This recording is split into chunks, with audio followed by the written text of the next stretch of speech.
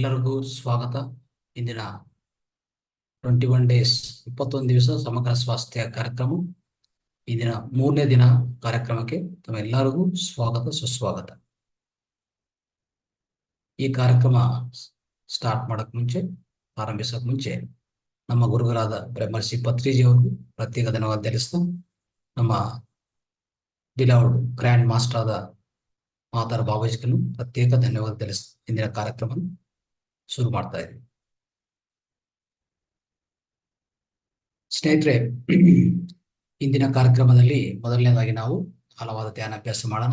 ನಾವೆಲ್ಲರೂ ಆಳವಾದ ಧ್ಯಾನಾಭ್ಯಾಸ ಇವತ್ತಿನ ಕಾರ್ಯಕ್ರಮದಲ್ಲಿ 30 ನಿಮಿಷ ಧ್ಯಾನ ಮಾತ್ರ ಮಾಡ್ತೀವಿ. ಯಾಕಂದ್ರೆ ಇವತ್ತಿನ ಕಾರ್ಯಕ್ರಮದಲ್ಲಿ ಸಮಗ್ರ ಜೀವನ ಶೈಲಿ ಬಗ್ಗೆ ನಾವು ತಿಳ್ಕೊಳ್ಳೋಕೆ ಪ್ರಯತ್ನ ಮಾಡ್ತೀವಿ. ಸಮಗ್ರ ಜೀವನ ಶೈಲಿ ಸ್ವಲ್ಪ ಟಾಪಿಕ್ಸ್ ಜಾಸ್ತಿ ಇರತ್ತೆ, ಸಬ್ಜೆಕ್ಟ್ಸ್ ಜಾಸ್ತಿ ಇರತ್ತೆ, ಅದಕ್ಕೂ ಸಮಯ ಜಾಸ್ತಿ ಬೇಕಾಗತ್ತೆ. ಅದಕ್ಕೋಸ್ಕರ ನಾವು ಈ ಧ್ಯಾನ ಸಮಯವನ್ನು ಸ್ವಲ್ಪ ಕಮ್ಮಿ ಮಾಡ್ಕೊಂಡಿದೀವಿ.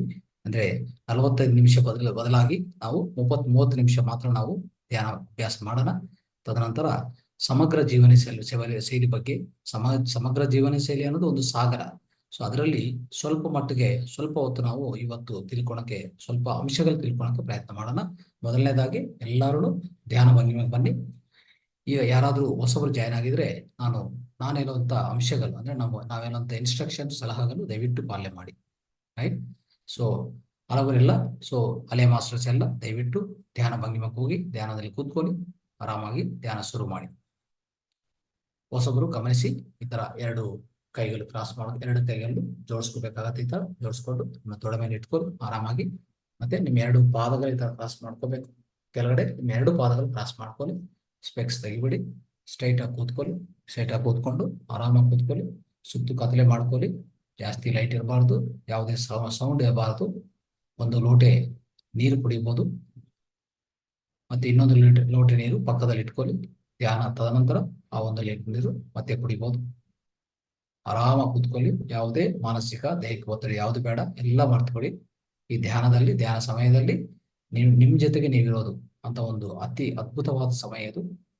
ಅತಿ ಬೆಲೆದಾಗಿರುವಂತ, ಅತಿ ಹೆಚ್ಚು ಅತಿ ಉತ್ತಮ ಸಮಯ ಅಂತ ಹೇಳ್ಬೋದು. ಅದಕ್ಕೆ ಯಾವುದೇ ಯೋಚನೆ ಇಟ್ಕೋಬಾರ್ದು, ಯಾವುದೇ ಗೊಂದಲ ಇರಬಾರ್ದು ಮನಸ್ಸಲ್ಲಿ.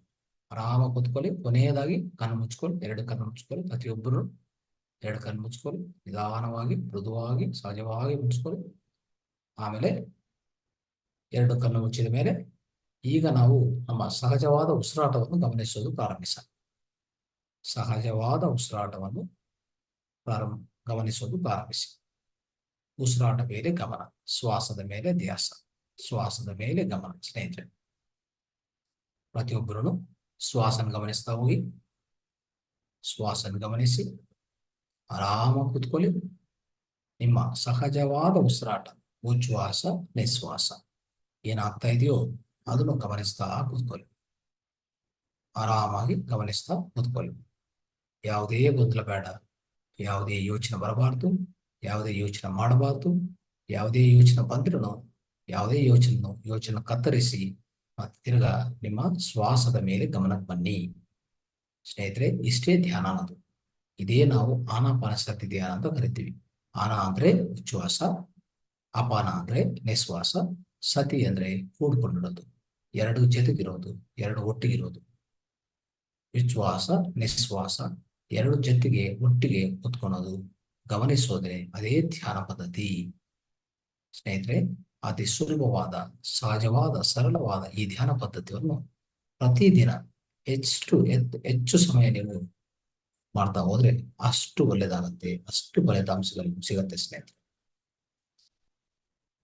ಶ್ವಾಸದ ಮೇಲೆ ಗಮನ. ಸ್ನೇಹಿತರೆ, ಶ್ವಾಸದ ಮೇಲೆ ಗಮನ.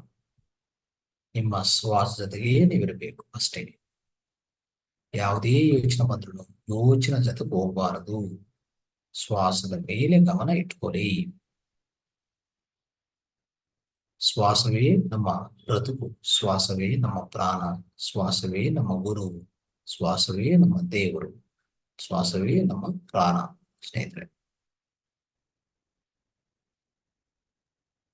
ಎಷ್ಟೋ ಪ್ರಾಮುಖ್ಯತೆ ಇರುವಂತ ಈ ಶ್ವಾಸವನ್ನು ಗಮನಿಸೋದು ಧ್ಯಾನದಲ್ಲಿ ಗಮನಿಸ್ತೀವಿ ಸ್ನೇಹಿತರೆ. ಇಲ್ಲ ಅಂದ್ರೆ ಶ್ವಾಸದ ಬಗ್ಗೆ ಅರಿವಿಲ್ಲ. ಶ್ವಾಸ ನಾವು ಯಾವಾಗಲೂ ಅರಿವಿಟ್ಕೊಳಲ್ಲ. ಅದನ್ನು ಯಾವಾಗಲೂ ನಾವು ಮರೆತು ಬಿಡ್ತೀವಿ.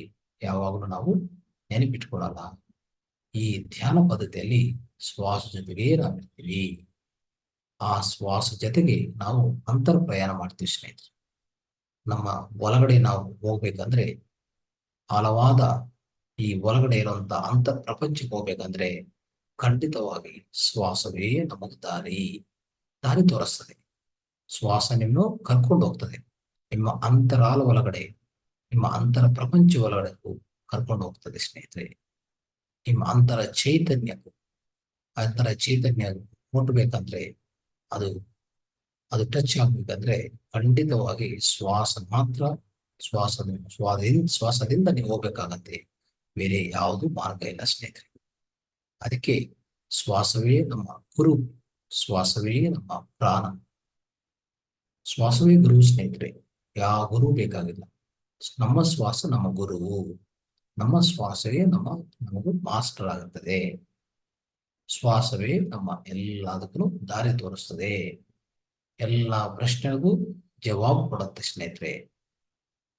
ಶ್ವಾಸದ ಮೇಲೆ ಗಮನ, ಶ್ವಾಸದ ಮೇಲೆ ಗಮನ.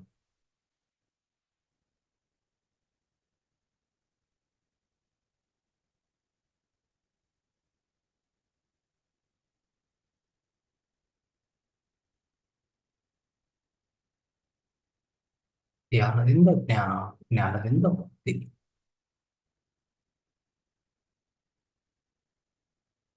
ನಮ್ಮ ಶ್ವಾಸದ ಮೇಲೆ ಗಮನ ಇಟ್ಕೊಂಡು ಒಳ್ಳೆ ಧ್ಯಾನಾಭ್ಯಾಸ ಮಾಡ್ತಾ ಹೋಗೋಣ. ಧ್ಯಾನದಿಂದ ಎಷ್ಟೋ ಶಕ್ತಿ ಸಿಗತ್ತೆ. ಧ್ಯಾನದಿಂದ ಅತಿ ಹೆಚ್ಚು ಜ್ಞಾನ ಸಿಗತ್ತೆ. ಜ್ಞಾನದಿಂದ, ಶಕ್ತಿಯಿಂದ ನಾವು ಮುಕ್ತಿ ಅನ್ನೋದು ಹೊಂದ್ತೀವಿ. ಮುಕ್ತಿ ಅನ್ನೋದು ನಮಗೆ ಲಭ್ಯವಾಗತ್ತೆ ಸ್ನೇಹಿತರೆ. ಮುಕ್ತಿ, ಮೋಕ್ಷ, ಆತ್ಮ ಸಾಕ್ಷಾತ್ಕಾರ ಎಲ್ಲಾನು ನಮಗೆ ಲಭ್ಯವಾಗತ್ತೆ. ಅದಕ್ಕೋಸ್ಕರ ಪ್ರತಿದಿನ ಧ್ಯಾನ ಅನ್ನೋದು ಯಾವಾಗಲೂ ಮರೆಯಬಾರದು. ಧ್ಯಾನವನ್ನು ಮಾಡ್ತಾನೆ ಇರಬೇಕು. ಧ್ಯಾನ ಜೊತೆಗೆ ನಮ್ಮ ಜೀವನ, ಧ್ಯಾನ ಜೀವನವೇ ನಮ್ಮ ಜೀವನ ಸ್ನೇಹಿತರೆ. ನಮ್ಮ ಜೀವನ, ಇಡೀ ಜೀವನವೇ ಧ್ಯಾನಮಯ ಆಗ್ಬೇಕಾಗತ್ತೆ. ಧ್ಯಾನಮಯ ಆಗ್ಬೇಕಾಗತ್ತೆ ಸ್ನೇಹಿತರೆ.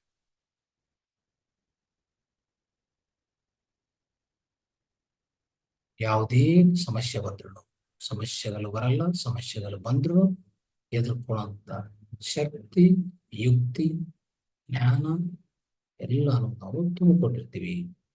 ಈ ಧ್ಯಾನದಿಂದ ಅತಿ ಹೆಚ್ಚು ಶಕ್ತಿ, ಅತಿ ಹೆಚ್ಚು ಪರಿಣಾಮದಲ್ಲಿ ಈ ಜ್ಞಾನ ಸಿಗ್ತದೆ. ಯಾವುದೇ ಸಮಸ್ಯೆ ಇದ್ರೂ ಸಮಸ್ಯೆಯನ್ನು ನಾವು ಫೇಸ್ ಮಾಡಕ್ಕೆ, ಎದುರ್ಕೊಳ್ಳೋಂಥ ಶಕ್ತಿ ನಮ್ಗೆ ನಮ್ಮ ಹತ್ರ ಯಾವಾಗಲೂ ಇರುತ್ತೆ. ಅದಕ್ಕೋಸ್ಕರನೇ ಧ್ಯಾನ ಮಾಡಬೇಕು. ಧ್ಯಾನ ಮಾಡಿದ್ರೆ ಆನಂದಮಯ ಜೀವನ ನಾವು ನಡ್ಸ್ಕೋಬಹುದು. ಆನಂದಮಯ, ಸುಖಮಯ, ಶಾಂತಿ ಜೀವನ ನಡೆಸಕ್ಕೆ ಧ್ಯಾನ ಒಂದೇ ಶರಣ್ಯ ಸ್ನೇಹಿತರೆ. ಧ್ಯಾನ ಒಂದೇ ಶರಣ್ಯ. ಅನ್ಯದಾ ಶರಣಂ ನಾಸ್ತಿ, ಅನ್ಯದಾ ಶರಣಂ ನಾಸ್ತಿ. ಧ್ಯಾನಂ ಶರಣಂ ಗಚ್ಚಾಮಿ, ಧ್ಯಾನಂ ಶರಣಂ ಗಚ್ಚಾಮಿ, ಸಂಘಂ ಶರಣಂ ಗಚ್ಚಾಮಿ, ಬುದ್ಧಂ ಶರಣಂ ಗಚ್ಚಾಮಿ.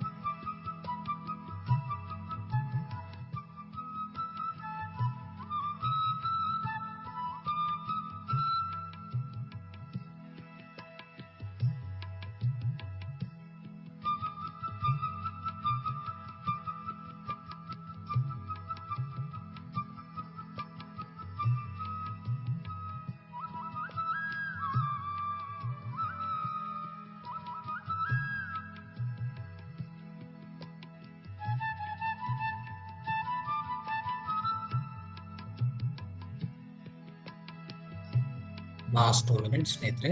ಕೊನೆಯದಾಗಿ 2 ನಿಮಿಷ ಕಾಲ ನಿಮ್ಮ ಶ್ವಾಸದ ಮೇಲೆ ಧ್ಯಾಸ ಇಟ್ಟುಕೊಳ್ಳಿ. ಶ್ವಾಸದ ಮೇಲೆ ಗಮನ, ಯಾರು ಕಣ್ಣು ತೆರೆಯಬಾರದು. ಕೊನೆಯದಾಗಿ 2 ನಿಮಿಷ ಕಾಲ, ಲಾಸ್ಟ್ 2 ಮಿನಿಟ್ಸ್.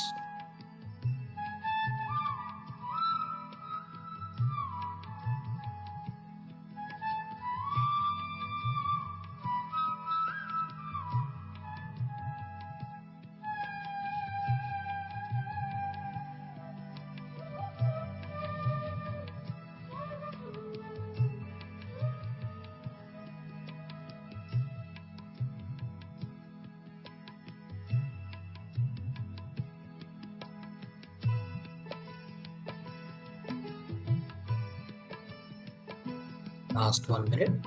ಕೊನೆಯದಾಗಿ 1 ನಿಮಿಷ ಕಾಲ ನಾವೆಲ್ಲರೂ ಆಳವಾದ ಧ್ಯಾನ ಮಾಡ್ತಾ ಇದ್ವಿ, ಆಳವಾದ ಧ್ಯಾನ ಅಭ್ಯಾಸ ಮಾಡ್ತಾ ಇದ್ವಿ. ಶ್ವಾಸದ ಮೇಲೆ ಗಮನ, ಯಾವುದೇ ಯೋಚನೆ ಬರಬಾರದು. ಅತಿ ಹೆಚ್ಚು ಪರಿಣಾಮಗಳು ಶಕ್ತಿ ನಾವು ಸ್ವೀಕರಿಸ್ತಾ ಇದ್ದೀವಿ, ಸಂಗ್ರಹಿಸ್ಕೊಳ್ತಾ ಇದ್ದೀವಿ.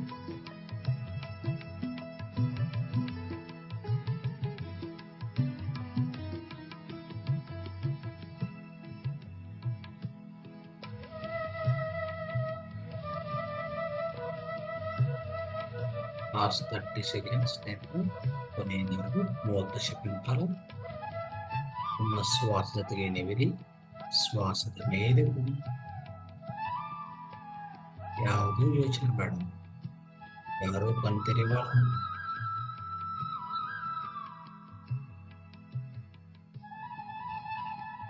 ನಿಧಾನವಾಗಿ ನಿಮ್ಮ ದೇಹ ಎಚ್ಚರಿಕೆ ಬರ್ತಾ ಇರಿ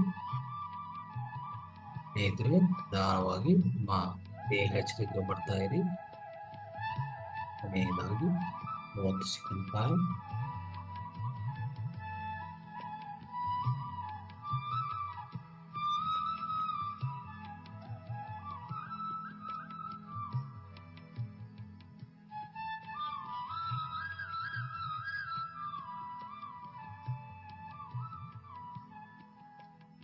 ಲಾಸ್ಟ್ 10 ಸೆಕೆಂಡ್ಸ್. ಕೊನೆಯದಾಗಿ 10 ಸೆಕೆಂಡ್ ಕಾಲ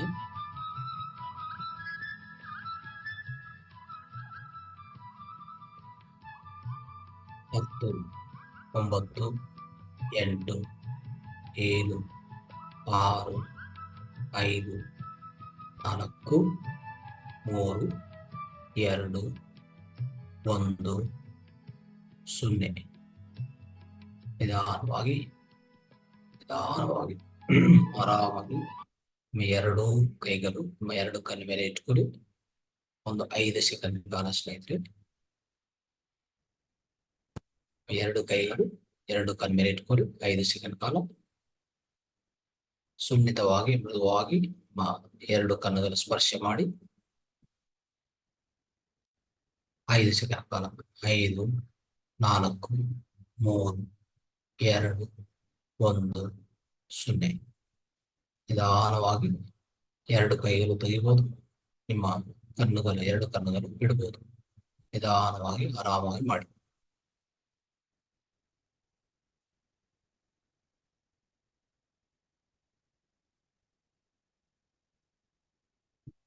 ಸ್ನೇಹಿತರೆ, ನಿಧಾನವಾಗಿ ನಿಮ್ಮ ದೇಹ ಎಚ್ಚರಿಕೆ ಬನ್ನಿ. ದೇಹ ಎಚ್ಚರಿಕೆಗೆ ನಿಧಾನವಾಗಿ ಬನ್ನಿ.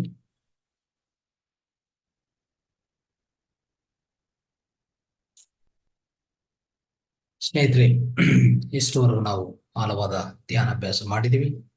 ಸೊ ಅದ್ಭುತವಾದ ಈ ಸಂಗೀತ ಧ್ಯಾನ ನಾವು ಮಾಡಿದ್ದಕ್ಕೂ ಇಷ್ಟು ಅತಿ ಹೆಚ್ಚು ಪರಿಣಾಮದಲ್ಲಿ ನಾವೆಲ್ಲರೂ ಶಕ್ತಿಯನ್ನು ಸಂಗ್ರಹಿಸಿಕೊಂಡಿದ್ವಿ.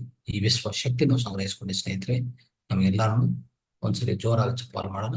ಎಲ್ಲರೂ ಜೋರಾಗಿ ಚಪ್ಪಾಳೆ ಮಾಡಿ ಅತಿ ಅದ್ಭುತ ಧ್ಯಾನಕ್ಕೆ ಜೋರಾಗಿ ಚಪ್ಪಾಳೆ.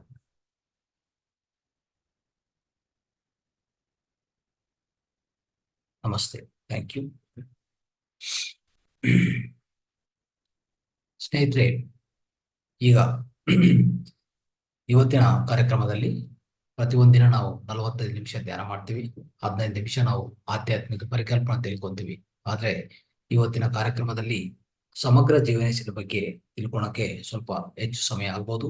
ಅದಕ್ಕೋಸ್ಕರ 30 ನಿಮಿಷ ಮಾತ್ರ ಧ್ಯಾನ ಮಾಡಿದೀವಿ. ಇನ್ನು 30 ನಿಮಿಷ ಕಾಲ 30 ನಿಮಿಷದಿಂದ 40 ನಿಮಿಷ ಕಾಲ ಈಗ ಸಮಗ್ರ ಜೀವನ ಶೈಲಿ ಬಗ್ಗೆ ತಿಳ್ಕೊಳ್ಳೋಕೆ ಪ್ರಯತ್ನ ಮಾಡೋಣ. ಸಮಗ್ರ ಜೀವನ ಶೈಲಿ ಅಂದ್ರೆ ಏನು? ಸ್ನೇಹಿತರೆ, ಸಮಗ್ರ ಜೀವನ ಶೈಲಿ ಅಂದ್ರೆ ನಾನು ಪ್ರತಿ ಅಂದ್ರೆ ನನ್ನ ಆರೋಗ್ಯ ಅನ್ನೋದು ಆರೋಗ್ಯವೇ ಮಹಾಭಾಗ್ಯವು ನಮ್ಗೆಲ್ಲರಿಗೂ ಗೊತ್ತು. ನಮ್ಮ ದೇಹ ಆರೋಗ್ಯವಾಗಿದ್ರೆ ಮನಸ್ಸು ಮತ್ತೆ ಬುದ್ಧಿ ಮತ್ತೆ ಆತ್ಮ. ನೋಡಿ, ನಾನು ಯಾರು ಅಂತ ತಿಳ್ಕೊಳ್ಳೋ ಪ್ರಯತ್ನ ಮಾಡಿದ್ರೆ ಮಾನವನು ಯಾರು ಅಂದ್ರೆ ಮಾನವನ ಒಳಗಡೆ 4 ಭಾಗಗಳಿದೆ. 4 ಪಾರ್ಟ್ಸ್ ಇದೆ, 4 ಪಾರ್ಟ್ಸ್. ಏನದು? ದೇಹ ಮತ್ತೆ ದೇಹ ಮತ್ತೆ ಮನಸ್ಸು, ಅದಾದ್ಮೇಲೆ ಬುದ್ಧಿ, ಅದಾದ್ಮೇಲೆ ಆತ್ಮ. ಅರ್ಥ ಮಾಡ್ಕೋಬೇಕು ನಾವು. ಅಂದ್ರೆ 4 ಭಾಗಗಳಿದೆ. ಈ 4 ಭಾಗಗಳಿಗೆ ಪ್ರತಿ ಭಾಗನೂ ಆರೋಗ್ಯವಂತವಾಗಿ ಇಟ್ಕೋಬೇಕು ನಾವು. ದೇಹನ ಆರೋಗ್ಯ ಇಟ್ಕೋಬೇಕು, ಮನಸ್ಸನ್ನು ಆರೋಗ್ಯ ಇಟ್ಕೋಬೇಕು, ಮತ್ತೆ ಬುದ್ಧಿನಿ ಚೆನ್ನಾಗಿ ಒಳ್ಳೆ ಬುದ್ಧಿ ನಾವು ಕಲಿಯಬೇಕಾಗತ್ತೆ. ಮತ್ತೆ ಆತ್ಮನು ಚೈತನ್ಯವಾಗಿ ಇಟ್ಕೋಬೇಕು. ಯಾವಾಗಲೂ ಆತ್ಮ ಜೊತೆಗೆ ನಾವು ಯಾವಾಗಲೂ ಇರಬೇಕು. ಆತ್ಮ ಚೈತನ್ಯ ಶಕ್ತಿ ನಾವು ಪಡಿತಾ ಇರಬೇಕು ಸ್ನೇಹಿತರೆ. ಇದು ನಮ್ಮ ಮಾನವ ಜೀವನ ಈ ತರ ಕೊನಸಾಗಬೇಕಾಗುತ್ತೆ. ನೋಡಿ, ಈಗ ಆರೋಗ್ಯ ಅಂದ್ರೆ ಪ್ರತಿಯೊಬ್ಬರು ಗೊತ್ತಾಗಿರೋದು ಈ ದೇಹ ಆರೋಗ್ಯ ಮಾತ್ರ. ಆದ್ರೆ ದೇಹ ಆರೋಗ್ಯ ಒಂದೇ ಅಲ್ಲ ಸ್ನೇಹಿತರೆ. ದೇಹ ಅಂದ್ರೆ ಈ ಫಿಸಿಕಲ್ ಬಾಡಿ ಅಂತ ಕರೀತೀವಿ. ಅನ್ನಮಯ ಕೋಶ ಈಗಾಗಲೇ ತಿಳ್ಕೊಂಡಿದ್ವಲ್ಲ, ಅನ್ನಮಯ ಕೋಶ. ಈ ಅನ್ನಮಯ ಕೋಶ ಈ ದೇಹಕ್ಕೆ ಮಾತ್ರ ಆರೋಗ್ಯ ಇದ್ರೆ ಸಾಕಾಗಲ್ಲ. ಏನ್ ಆರೋಗ್ಯ ಬೇಕು ನಮ್ಗೆ ಅಂದ್ರೆ, ನಮ್ಗೆ ಬೇಕಾಗಿರೋದು ಸಂಪೂರ್ಣ ಆರೋಗ್ಯ, ಸಮಗ್ರ ಜೀವನ ಶೈಲಿ, ಸಮಗ್ರ ಆರೋಗ್ಯ ಬೇಕಾಗತ್ತೆ. ಅದೇ ಸಂಪೂರ್ಣ ಆರೋಗ್ಯ ಅಂತ ಕರಿತೀವಿ. ಈ ಸಮಗ್ರ ಆರೋಗ್ಯ, ಸಂಪೂರ್ಣ ಆರೋಗ್ಯ ಅಂದ್ರೆ ಏನು ಅಂದ್ರೆ, ನಮ್ಮ ಆರೋಗ್ಯವನ್ನು ಒಂದು 4 ತರ ಆರೋಗ್ಯಗಳು ಇದೆ. ಅಂದ್ರೆ WHO, ವರ್ಲ್ಡ್ ಹೆಲ್ತ್ ಆರ್ಗನೈಸೇಷನ್, ಅಂದ್ರೆ ಈ ಪ್ರಪಂಚ ಆದ್ಯಂತ ಆರೋಗ್ಯ ಸಂಸ್ಥೆ ಇದೆ. ಅದೇನ್ ಮಾಡಿದೆ? ಒಂದು ನಿರ್ವಚನ ಕೊಟ್ಟಿದೆ, ಒಂದು ಡೆಫಿನೇಷನ್ ಕೊಟ್ಟಿದೆ, ಒಂದು ವ್ಯಾಖ್ಯಾನ ಕೊಟ್ಟಿದೆ. ಏನಂತ? ಆರೋಗ್ಯ ಅಂದ್ರೆ ಭೌತಿಕ ಆರೋಗ್ಯ, ಸಾಮಾಜಿಕ ಆರೋಗ್ಯ, ಮತ್ತೆ ನಮ್ಮ ಸಾಮಾಜಿಕ ಆರೋಗ್ಯ ಮತ್ತೆ ಆಧ್ಯಾತ್ಮಿಕ ಆರೋಗ್ಯ. ಈ 4 ತರ ಆರೋಗ್ಯಗಳು ನಮ್ ಜೊತೆಗಿದ್ರೆ ಅವಾಗ ನಮ್ಮನ್ನು ಆರೋಗ್ಯವಂತ ಅಂದ್ರೆ ನಾವೊಂದು ಆರೋಗ್ಯವಂತ ಅಂತ ಕರೆಯಕ್ಕೆ ಸಾಧ್ಯವಾಗುತ್ತೆ ಸ್ನೇಹಿತರೆ. ಅಂದ್ರೆ ಫಿಸಿಕಲ್ ಹೆಲ್ತ್, ಮೆಂಟಲ್ ಹೆಲ್ತ್ ಮತ್ತೆ ಸೋಷಿಯಲ್ ಹೆಲ್ತ್, ಕೊನೆಯದಾಗಿ ನಮ್ಮ ಸ್ಪಿರಿಚುವಲ್ ಹೆಲ್ತ್ ನಮ್ ಜೊತೆಗೆ ಇರಬೇಕಾಗತ್ತೆ. ಅದಕ್ಕೋಸ್ಕರ ಭೌತಿಕ ಆರೋಗ್ಯ, ಮಾನಸಿಕ ಆರೋಗ್ಯ, ಸಾಮಾಜಿಕ ಆರೋಗ್ಯ ಮತ್ತೆ ಆಧ್ಯಾತ್ಮಿಕ ಆರೋಗ್ಯ, ಈ 4 ಬೇಕಾಗಿದೆ, ಪ್ರತಿಯೊಬ್ಬರಿಗೂ ಬೇಕಾಗಿದೆ ಸ್ನೇಹಿತರೆ. ಇದು ಅರ್ಥ ಮಾಡ್ಕೊಳ್ಳಿ. ಮತ್ತೆ ಇದು ಯಾವ ತರ ನಾವು ಪಡೆಯಬಹುದು, ಯಾವ ತರ ಸಾಧ್ಯವಾಗುತ್ತೆ, ಯಾವ ತರ ಸಾಧಿಸಬಹುದು ಅಂದ್ರೆ, ಖಂಡಿತವಾಗಿ ಫಿಸಿಕಲ್ ಹೆಲ್ತ್ ಅನ್ನೋದು ಫಿಸಿಕಲ್ ಹೆಲ್ತ್ ಅಂದ್ರೆ ಭೌತಿಕ ಆರೋಗ್ಯ ಅನ್ನೋದು ನಮ್ಮ ಕೈಯಲ್ಲಿದೆ. ನಾವು ಆ ಆರೋಗ್ಯವನ್ನು ನಾವು ಹೊಂದಬಹುದು. ಮತ್ತೆ ಯಾವ ತರ ಹೊಂದಬಹುದು, ಯಾವ ತರ ಏನೇನು ಪದ್ಧತಿಗಳಿದೆ ಅಂದ್ರೆ, ಆ ಪದ್ಧತಿಗಳೇ ಇವತ್ತಿನ ಕಾರ್ಯಕ್ರಮದಲ್ಲಿ ನಾವು ಸಮಗ್ರ ಜೀವನ ಶೈಲಿ ಭಾಗದಲ್ಲಿ ನಾವು ತಿಳ್ಕೊಂತ ಹೋಗ್ತೀವಿ ಸ್ನೇಹಿತರೆ. ಸೊ ಇವತ್ತಿನ ಕಾರ್ಯಕ್ರಮದಲ್ಲಿ ಸ್ವಲ್ಪ ಹೊತ್ತು ತಿಳ್ಕೊತೀವಿ ಅಂದ್ರೆ ಒಂದು 30% ನಾವು 30% ನಾವು ತಿಳ್ಕೊಳ್ಳೋ ಪ್ರಯತ್ನ ಮಾಡ್ತೀವಿ. ಮತ್ತೆ ಮುಂದಿನ ಕ್ಲಾಸಸ್ ಅಲ್ಲಿ ಇದೇ ತರ ಸಾಟರ್ಡೆ ಅಂದ್ರೆ ಪ್ರತಿ ಶನಿವಾರ ನಾವು ಮಾಡ್ತಾ ಹೋಗ್ತೀವಲ್ಲ ಸಮಗ್ರ ಜೀವನ ಶೈಲಿಯಲ್ಲಿ. ಇನ್ನೂ ಬೇಕಾದ್ರೆ ಮಧ್ಯದಲ್ಲಿ ಒಂದು ಕ್ಲಾಸ್ ಅಲ್ಲಿ ನಾನು ಹೇಳ್ಕೊಡಕ್ಕೆ ಪ್ರಯತ್ನ ಮಾಡ್ತೀನಿ.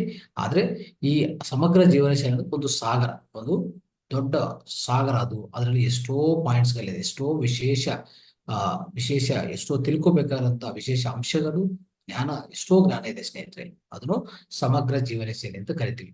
ಸೊ ಅದರಲ್ಲಿ ಭಾಗವಾಗಿ ಈ ಭೌತಿಕ ಆರೋಗ್ಯನು ತುಂಬಾ ಇಂಪಾರ್ಟೆಂಟ್ ಆಗುತ್ತೆ ಸ್ನೇಹಿತರೆ. ಎಷ್ಟೋ ಪ್ರಾಮುಖ್ಯತೆ ಇದೆ ಭೌತಿಕ ಆರೋಗ್ಯ. ಯಾಕಂದ್ರೆ ನಮ್ಮ ದೇಹ ಸರಿಯಾಗಿದ್ರೆ ನಮ್ಮ ಮನಸ್ಸು ಸರಿಯಾಗಿ ಇಟ್ಕೋಬಹುದು. ಅಂದ್ರೆ ಒಂದು sound body leads to sound mind ಅಂತ ಹೇಳ್ತಾರೆ. ಅಂದ್ರೆ ನಮ್ಮ ದೇಹ ದಾರುಢ್ಯವಾಗಿ ಬಲವಾಗಿದ್ರೆ ಖಂಡಿತವಾಗಿ ನಮ್ಮ ಒಳ್ಳೆ ಮನಸ್ಸು ನಾವು ಹೊಂದಬಹುದು, ಅದು ಸಾಧ್ಯವಾಗುತ್ತೆ.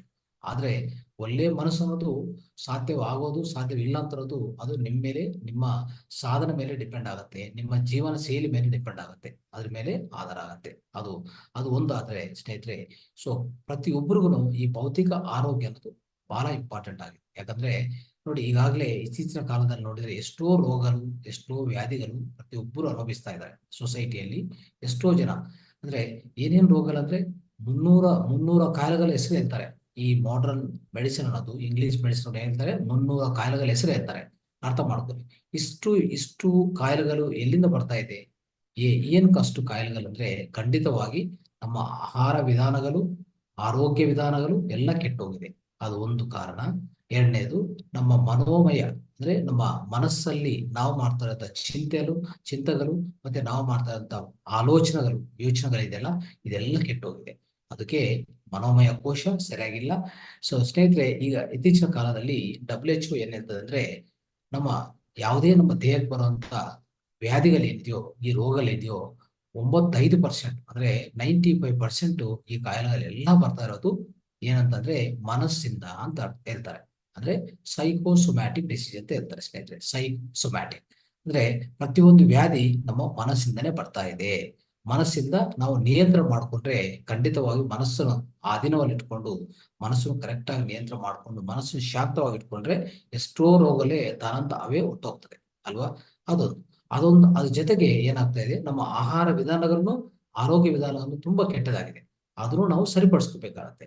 ಸೊ ಅದು ಭಾಗವಾಗಿ ಇವತ್ತಿನ ಕಾರ್ಯಕ್ರಮದಲ್ಲಿ ಸ್ವಲ್ಪ ಹೊತ್ತು ನಾನು ಈ ಆರೋಗ್ಯ ವಿಧಾನಗಳೇನಿದೆ ಮತ್ತೆ ಆಹಾರ ವಿಧಾನಗಳೇನಿದೆ ಇದು ತಿಳಿಸ್ಕೊಡಕ್ಕೆ ಪ್ರಯತ್ನ ಮಾಡ್ತೀನಿ.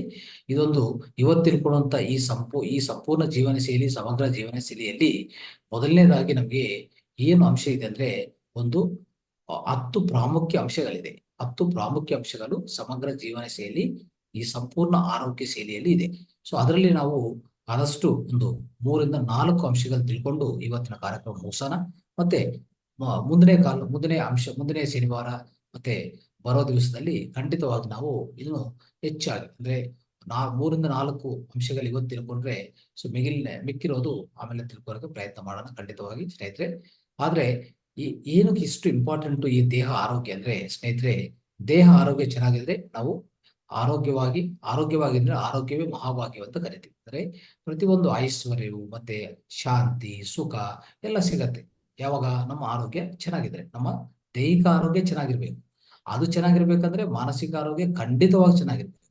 ಅದು ಚೆನ್ನಾಗಿರ್ಬೇಕಂದ್ರೆ ಒಳ್ಳೆ ಬುದ್ಧಿ ಕಲಿಬೇಕು. ಅದು ಚೆನ್ನಾಗಿರ್ಬೇಕಂದ್ರೆ ನಮ್ಮ ಆತ್ಮ ಚೈತನ್ಯ ಶಕ್ತಿ ಹೆಚ್ಚಾಗಿರ್ಬೇಕು. ಯಾವಾಗಲೂ ನಮ್ಮ ಆತ್ಮ ಒಟ್ಟಿಗೆ ಇರ್ಬೇಕು ನಾವು. ಅದೇ ಧ್ಯಾನ ಪದ್ಧತಿ ಸ್ನೇಹಿತರೆ. ಇದೆಲ್ಲಾನು ಒಂದಕ್ಕೊಂದು ಒಂದಕ್ಕೆ ಇನ್ನೊಂದು ಕನೆಕ್ಷನ್ ಇರ್ತಾ ಇರ್ತದೆ ಸ್ನೇಹಿತರೆ. ಅದೊಂದೇ ಅಲ್ಲ, ನೀವು ಇನ್ನೂ ಅರ್ಥ ಮಾಡ್ಕೋಬೇಕಾಗಿರೋದು, ನಾವು ನೋಡಿ, ಈ ದೇಹ ಅನಾರೋಗ್ಯಕ್ಕೂ ಯಾವಾಗಲೂ ಉಂಟಾಗ್ತಾ ಇದ್ರೆ ಏನಾಗ್ತದೆ, ಪ್ರತಿ ಒಂದ್ಸರಿ ನಾವೇನ್ ಮಾಡ್ತೀವಿ, ಧ್ಯಾನ ಮಾಡ್ತೀವಿ. ಧ್ಯಾನ ಸರ್ವರೋಗ ನಿವಾರಣಿ, ಸರ್ವಭೋಗಕಾರಿಣಿ, ಸರ್ವ ಜ್ಞಾನ ಪ್ರಸಾದಿನಿ. ಏನ್ ಮಾಡುತ್ತೆ, ಒಳ್ಳೆ ಆರೋಗ್ಯ ಕೊಡ್ತದೆ. ಅಂದ್ರೆ ಧ್ಯಾನ ಮಾಡ್ತಾ ಹೋದ್ರೆ ಹೆಚ್ಚು ಶಕ್ತಿ ಸಂಪಾದನೆ ಮಾಡ್ತೀವಿ. ಆ ಹೆಚ್ಚು ಶಕ್ತಿಯಿಂದ ಖಂಡಿತವಾಗಿ ನಮ್ಮ ಪ್ರಾಣಮಯ ಕೋಶದಲ್ಲಿ ಹೆಚ್ಚು ಶಕ್ತಿ ಏನಾಗ್ತದೆ, ಯಾವುದೇ ರೋಗ ಇದ್ರೂ ಕ್ಯಾನ್ಸರ್ ಇಂದ ಹಿಡಿದು ಮತ್ತೆ ಅಂದ್ರೆ ಹೆಡ್ಡೇಕ್ ಇಂದ ಹಿಡಿದು ಕ್ಯಾನ್ಸರ್ ವರೆಗೂ ರೋಗ ನಯವಾಗುತ್ತೆ ಸ್ನೇಹಿತರೆ. ಅಂದ್ರೆ ಗುಣ ಆಗತ್ತೆ. ಮತ್ತೆ ಗುಣ ಆಗಿದ ಮೇಲೆ ಏನ್ ಮಾಡ್ತೀವಿ, ಮತ್ತೆ ನಮ್ಮ ಆಹಾರ ಆರೋಗ್ಯ ಸರಿ ಇಲ್ಲ, ಆರೋಗ್ಯ ಸರಿ ಮಾಡಿಸ್ಕೊಂಡಿಲ್ಲ, ಆರೋಗ್ಯ ವಿಧಾನಗಳು ಸರಿ ಮಾಡಿಸ್ಕೊಂಡಿಲ್ಲ, ಆಹಾರ ವಿಧಾನಗಳು ಸರಿ ಮಾಡ್ಕೊಂಡಿಲ್ಲ. ಅವಾಗ ಏನಾಗ್ತದೆ, ಮತ್ತೆ ರೋಗ ಬರುತ್ತೆ. ಮತ್ತೆ ರೋಗ ಬಂದ್ರೆ ಏನ್ ಮಾಡ್ತೀರಿ ನೀವು, ಮತ್ತೆ ಹೆಚ್ಚು ಧ್ಯಾನ ಮಾಡ್ಕೊಂಡು ಆ ರೋಗ ಸರಿಪಡಿಸ್ಕೊಂತೀರಿ ಅಲ್ವಾ. ಈ ತರ ಮಾಡ್ತಾ ಹೋದ್ರೆ ಏನಾಗ್ತದೆ, ನಿಮ್ಮ ದೇಹ ಆರೋಗ್ಯಕ್ಕೆ ಮಾತ್ರ ನೀವು ಪರಿಮಿತ ಆಗ್ತೀರಿ. ಮತ್ತೆ ನಿಮ್ಮ ಆಧ್ಯಾತ್ಮಿಕ ಪುರೋಗತಿ ಏನಾಗುತ್ತೆ, ಆಧ್ಯಾತ್ಮಿಕ ಪುರೋಗತಿ ಆಗ್ತದಾ, ಆಗಲ್ಲ. ಯಾಕಂದ್ರೆ ಆಧ್ಯಾತ್ಮಿಕ ಪುರೋಗತಿ ಆಗ್ಬೇಕು, ನಾನು ದಿವ್ಯ ಜ್ಞಾನ ಪ್ರಕಾಶನ ಹೊಂದಬೇಕು, ಇದೇ ಜೀವನದಲ್ಲಿ ನಾನು ಮುಕ್ತಿ ಹೊಂದಬೇಕು, ಇದೇ ಜೀವನದಲ್ಲಿ ನಾನು ಮೋಕ್ಷ ಹೊಂದಬೇಕಂದ್ರೆ ಖಂಡಿತವಾಗಿ ನೀವು ಮಾಡ್ಬೇಕಾಗಿರೋದು, ನಿಮ್ಮ ದೇಹ ಆರೋಗ್ಯವನ್ನು ಸರಿಯಾಗಿ ಇಟ್ಕೊಳ್ಳಿ. ಅಂದ್ರೆ ನಿಮ್ಮ ಆಹಾರ ಆರೋಗ್ಯ ವಿಧಾನಗಳು ಸರಿಪಡಿಸ್ಕೊಂಡು, ಯಾವಾಗಲೂ ಯಾವುದೇ ರೋಗ ಬರ್ತಾ ಇಲ್ಲ ಅಂತ ಆ ಸಿಚುವೇಶನ್, ಅಂತ ಸ್ಥಿತಿ ನೀವು ಕಲ್ಪಿಸ್ಕೋಬೇಕಾಗತ್ತೆ.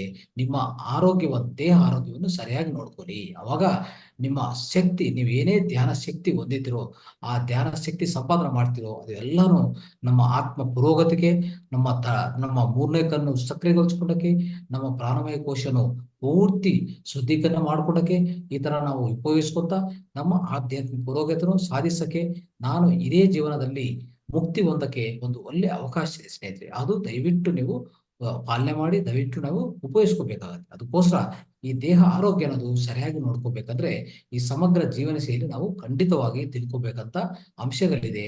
ಏನೇನು ನಾವು ಈ ಆರೋಗ್ಯ ವಿಧಾನಗಳೇನಿದೆ, ಯಾವ ಆಹಾರ ತಿನ್ಬೇಕು, ಯಾವ ಆಹಾರ ತಿಂದ್ರೆ ಏನ್ ತೊಂದರೆ ಆಗತ್ತೆ, ತಿಂದಿಲ್ಲ ಅಂದ್ರೆ ಏನ್ ಪ್ರಾಬ್ಲಮ್ ಆಗತ್ತೆ, ಯಾವ ತರ ಆಹಾರಗಳನ್ನ ನಾವು ಸೇವನೆ ಮಾಡ್ಬೇಕು, ಯಾವ ತರ ಆರೋಗ್ಯ ವಿಧಾನಗಳನ್ನ ನಾವು ಅಳವಡಿಸ್ಕೋಬೇಕಂತ ಅದು ನೋಡಕ್ಕೆ ಪ್ರಯತ್ನ ಮಾಡೋಣ.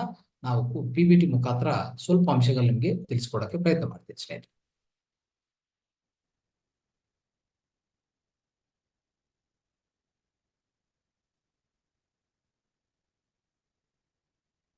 ಸೊ ನೋಡಿ ಸ್ನೇಹಿತರೆ, ಇವತ್ತಿನ ಕಾರ್ಯಕ್ರಮದಲ್ಲಿ ನಾವು ನೋಡ್ತಾ ಇರುವಂಥದ್ದು ಸಮಗ್ರ ಜೀವನ ಶೈಲಿ. ಒಂದು ಆರೋಗ್ಯವಂತ ವ್ಯಕ್ತಿ ಆದ್ರೂ ಈ ಅಂಶಗಳು ಪಾಲನೆ ಮಾಡಿದ್ರೆ ಮುಂದಿನ ಕಾಲದಲ್ಲಿ ಅವರು ಅವ್ರು ಸಂಪಾದನೆ ಮಾಡ್ತಾ ಇರುವಂತ ಈ ಧ್ಯಾನ ಶಕ್ತಿನಿ ಈ ಅನಾರೋಗ್ಯಕ್ಕೋಸ್ಕರ ಯಾವಾಗ್ಲೂ ಅದು ಉಪಯೋಗಿಸಬಾರದು. ಅದೇ ನಮ್ಮ ಪ್ರಧಾನ ಗುರಿ. ಯಾವುದು? ಈ ಸಮಗ್ರ ಜೀವನ ಶೈಲಿ ಇಂದಿನ ಕಾರ್ಯಕ್ರಮ ಗುರಿ ಏನಂದ್ರೆ, ಏಮ್ ಏನಂದ್ರೆ, ನಾವು ಸಮಗ್ರ ಜೀವನ ಶೈಲಿ ತಿಳ್ಕೊಂಡು ಇದು ಪಾಲನೆ ಮಾಡ್ತಾ ಹೋದ್ರೆ ದೇಹ ಆರೋಗ್ಯ ಚೆನ್ನಾಗಿರ್ತದೆ. ನಾವು ಯಾವುದೇ ನಮ್ಮ ಕಾಸ್ಮಿಕ್ ಎನರ್ಜಿ ಇಲ್ಲ ನಮ್ಮ ಧ್ಯಾನ ಶಕ್ತಿ ಯಾವುದೇ ನಾವು ಸಂಪಾದನೆ ಮಾಡ್ಕೊಂಡಿದ್ವೋ ಈ ಅನಾರೋಗ್ಯಕ್ಕೋಸ್ಕರ ಉಪಯೋಗಿಸಿದ ಅವಶ್ಯಕತೆ ಏನು ಇರಲ್ಲ. ಅದು ಅರ್ಥ ಮಾಡ್ಕೋಬೇಕು ನಾವು.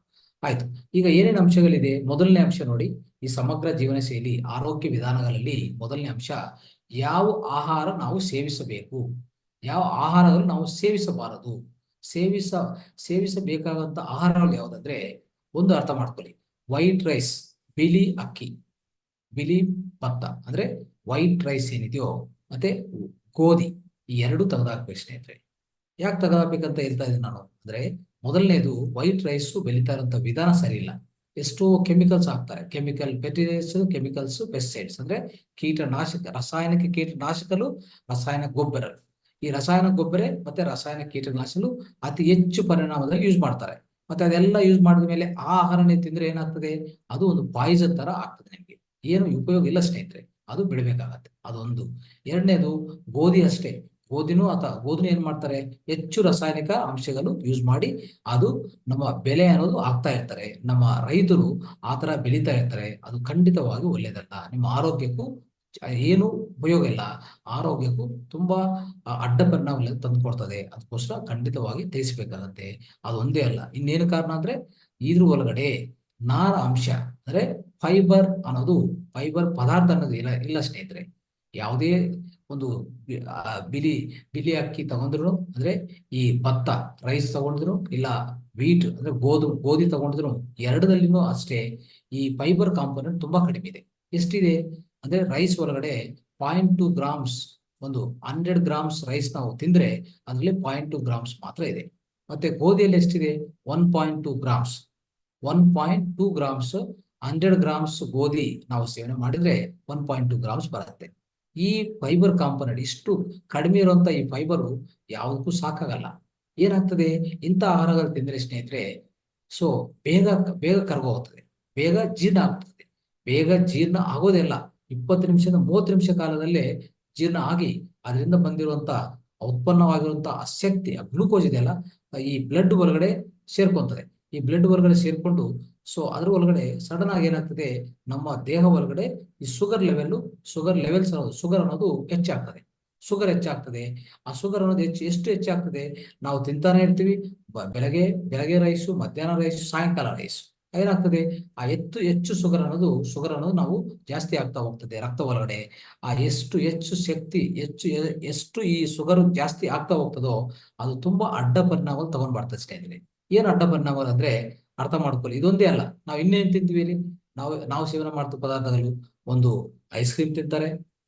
ಏನೋ ಒಂದು ಪಾಲನೆ ಇಲ್ಲ ಅಂದ್ರೆ ಒಂದು ಜೀವನ ಶೈಲಿ ಗೊತ್ತಿಲ್ಲ, ಆಹಾರ ವಿಧಾನಗಳು ಗೊತ್ತಿಲ್ಲ. ಏನ್ ಮಾಡ್ತೀವಿ ಅವಾಗ?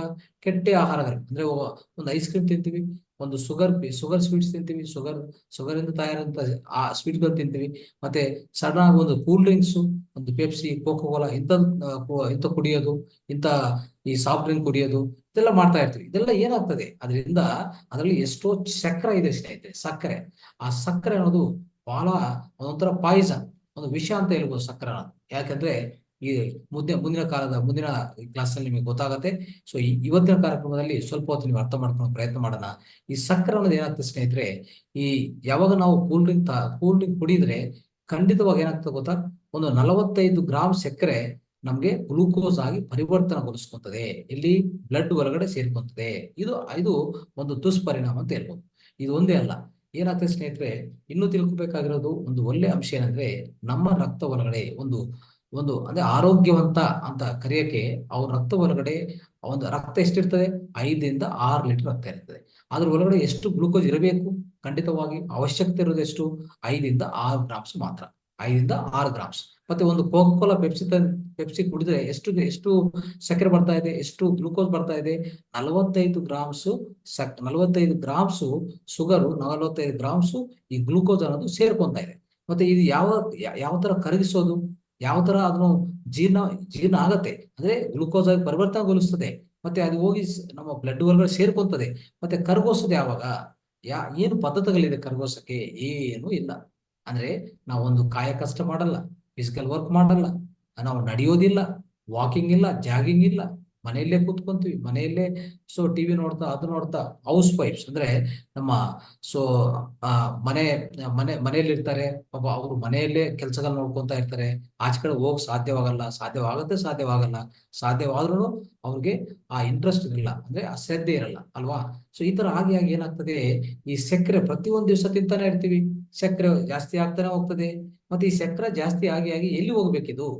ಎಲ್ಲಿ ಹೋಗ್ಬೇಕು? ಎಲ್ಲಿ ಅದು ಸಂಗ್ರಹ ಮಾಡ್ಕೊಂಡು ಈ ದೇಹ ಏನ್ ಮಾಡ್ಬೇಕು? ಆ ಸಕ್ಕರೆನ ಏನು ಮಾಡಕ್ಕಾಗಲ್ಲ. ಏನ್ ಮಾಡ್ತದೆ ಗೊತ್ತಾ?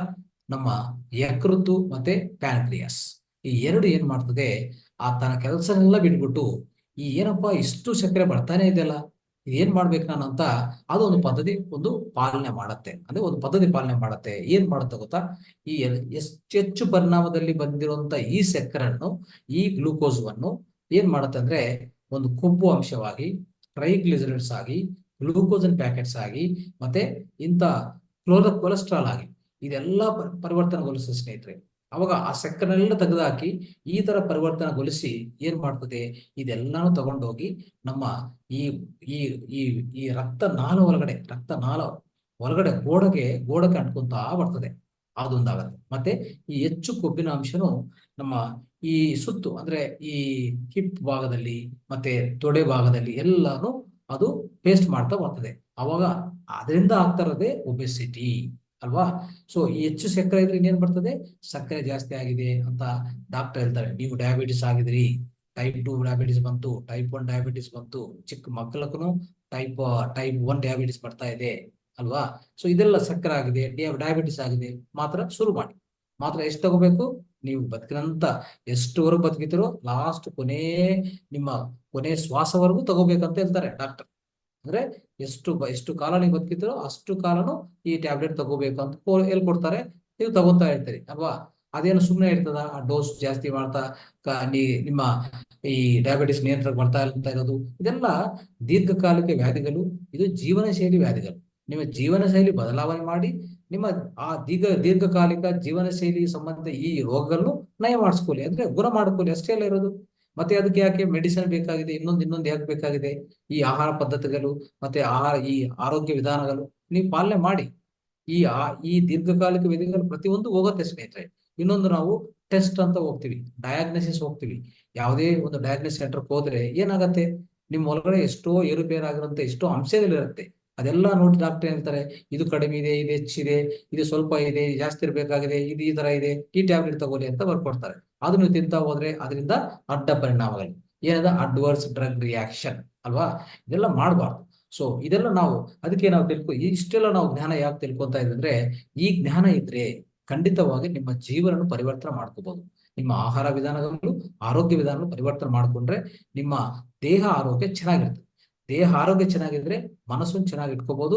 ಜೊತೆಗೆ ಕೊನೆಯದಾಗಿ ಏನಂದ್ರೆ, ಈ ಧ್ಯಾನ ಚೆನ್ನಾಗಿ ಪ್ರಾಕ್ಟೀಸ್ ಮಾಡಕ್ಕೆ, ತುಂಬಾ ಅದ್ಭುತವಾದ ಆಳವಾದ ಧ್ಯಾನ ಅಭ್ಯಾಸ ಮಾಡಕ್ಕೆ ನಿಮ್ಗೊಂದು ದೇಹ ಅನ್ನೋದು ಸಹಕರಿಸ್ತದೆ. ಅಂದ್ರೆ ನಿಮಗೆ ದೇಹ ಕೋಆಪರೇಟ್ ಮಾಡುತ್ತೆ. ಅದು ಅರ್ಥ ಮಾಡ್ಕೋಬೇಕು ನಾವು ಅಲ್ವಾ ಸ್ನೇಹಿತರೆ? ಇಷ್ಟು ಅಂಶಗಳು ನಾವು ತಿಳ್ಕೊಬೇಕಾಗಿರೋದು. ಈಗ ಏನಿರ್ತಾ ಇದೆ ಅಂದ್ರೆ, ಈ ಎಷ್ಟು ಜಾಸ್ತಿ ಸಕ್ಕರೆ ನಾವು ಹೊರಗಡೆ ನಾವು ಪ್ರತಿದಿನ ಸೇವನೆ ಮಾಡುವಂತ ಆಹಾರ ಪದಾರ್ಥಗಳಿಂದ, ಎಲ್ಲಾ ಆಹಾರ ಪದಾರ್ಥಗಳಿಂದ ಬರ್ತಾ ಇರೋಂತ ಈ ಸಕ್ಕರೆ ಏನಾಗಿದೆ, ಕೊನೆಯದಾಗಿ ಒಬೆಸಿಟಿ, ಡಯಾಬಿಟಿಸು, ಮತ್ತೆ ಅದುವೇ ಏನು ಕಾರಣ ಆಗತ್ತೆ ಗೊತ್ತಾ? ಹೃದಯ ರೋಗಕ್ಕೆ ಕಾರಣ ಆಗತ್ತೆ, ಹೈ ಬ್ಲಡ್ ಪ್ರೆಷರ್ ಕಾರಣ ಆಗತ್ತೆ. ಯಾವ ತರ? ಈ ರಕ್ತನಾಳ ಒಳಗಡೆ ಈಗಾಗಲೇ ಈ ಸಕ್ಕರೆ ಅನ್ನೋದು ಹೋಗಿ ಒಂದು ಕೊಬ್ಬು ಅಂಶವಾಗಿ ಎಲ್ಲ ಸೇರ್ಕೊಂಡಿದೆ, ಅಂಟ್ಕೊಂಡಿದೆ. ಈಗ ರಕ್ತ ಪ್ರವಹಿಸಕ್ಕೆ ಅಂದ್ರೆ ಹೃದಯದಿಂದ ರಕ್ತ ಪ್ರವಹಿಸಬೇಕಂದ್ರೆ ಈ ನಾಳಗಳು ಸಣ್ಣದಾಗಿದೆ. ಈಗೇನಾಗ್ತದೆ? ಅಲ್ಲಿ ಈ ಹೃದಯ ಮಾತ್ರ ಪಂಪ್ ಮಾಡ್ತದೆ. ಹೃದಯ ಅಂತ ಏನಾಗ್ತದೆ, ಈ ತರ ವ್ಯಾಕೋಶ ಸಂಕೋಚ ಆಗ್ತಾ ಇರ್ತದೆ. ಅವಾಗ ಆ ರಕ್ತ ಅನ್ನೋದು ಪ್ರವಹಿಸ್ತದಲ್ಲ, ಆ ರಕ್ತ ಪ್ರವಹಿಸುವಾಗ ಈ ಒತ್ತಡಿ ಎದುರ್ಕೋತಾಗುತ್ತೆ, ಒತ್ತಡನೆ ಜಾಸ್ತಿ ಆಗುತ್ತೆ ರಕ್ತನಾಳ ಹೊರಗಡೆ. ಅದನ್ನೇ ನಾವೇನ್ ಹೇಳ್ತೀವಿ ಅಂದ್ರೆ ಹೈ ಬ್ಲಡ್ ಪ್ರೆಷರ್, IBP ಅಂತ ಹೇಳ್ತೀವಿ ಸ್ನೇಹಿತರೆ. ಇದು IBP ಬರುತ್ತೆ. IBP ಬಂದ್ರೆ ಹೃದಯ ರೋಗ ಬರುತ್ತೆ, ಅಂದ್ರೆ ಹೃದಯಕ್ಕೆ ಸಂಬಂಧ ರೋಗಗಳು ಬರುತ್ತೆ. ಈ ರಕ್ತನಾಳದಲ್ಲಿ ಯಾವಾಗ ಗಟ್ಟಿ ಆಗತ್ತೋ ಅದು ಸ್ಲೋ ಆಗಿ ನಿಧಾನವಾಗಿ ಏನಾಗುತ್ತೆ, ಹಾರ್ಟ್ ಅಟ್ಯಾಕ್ ತರನು, ಹಾರ್ಟ್ಗೂ ಹೃದಯ ಘಾತಕನು ಅದು ಕಾರಣವಾಗುತ್ತೆ.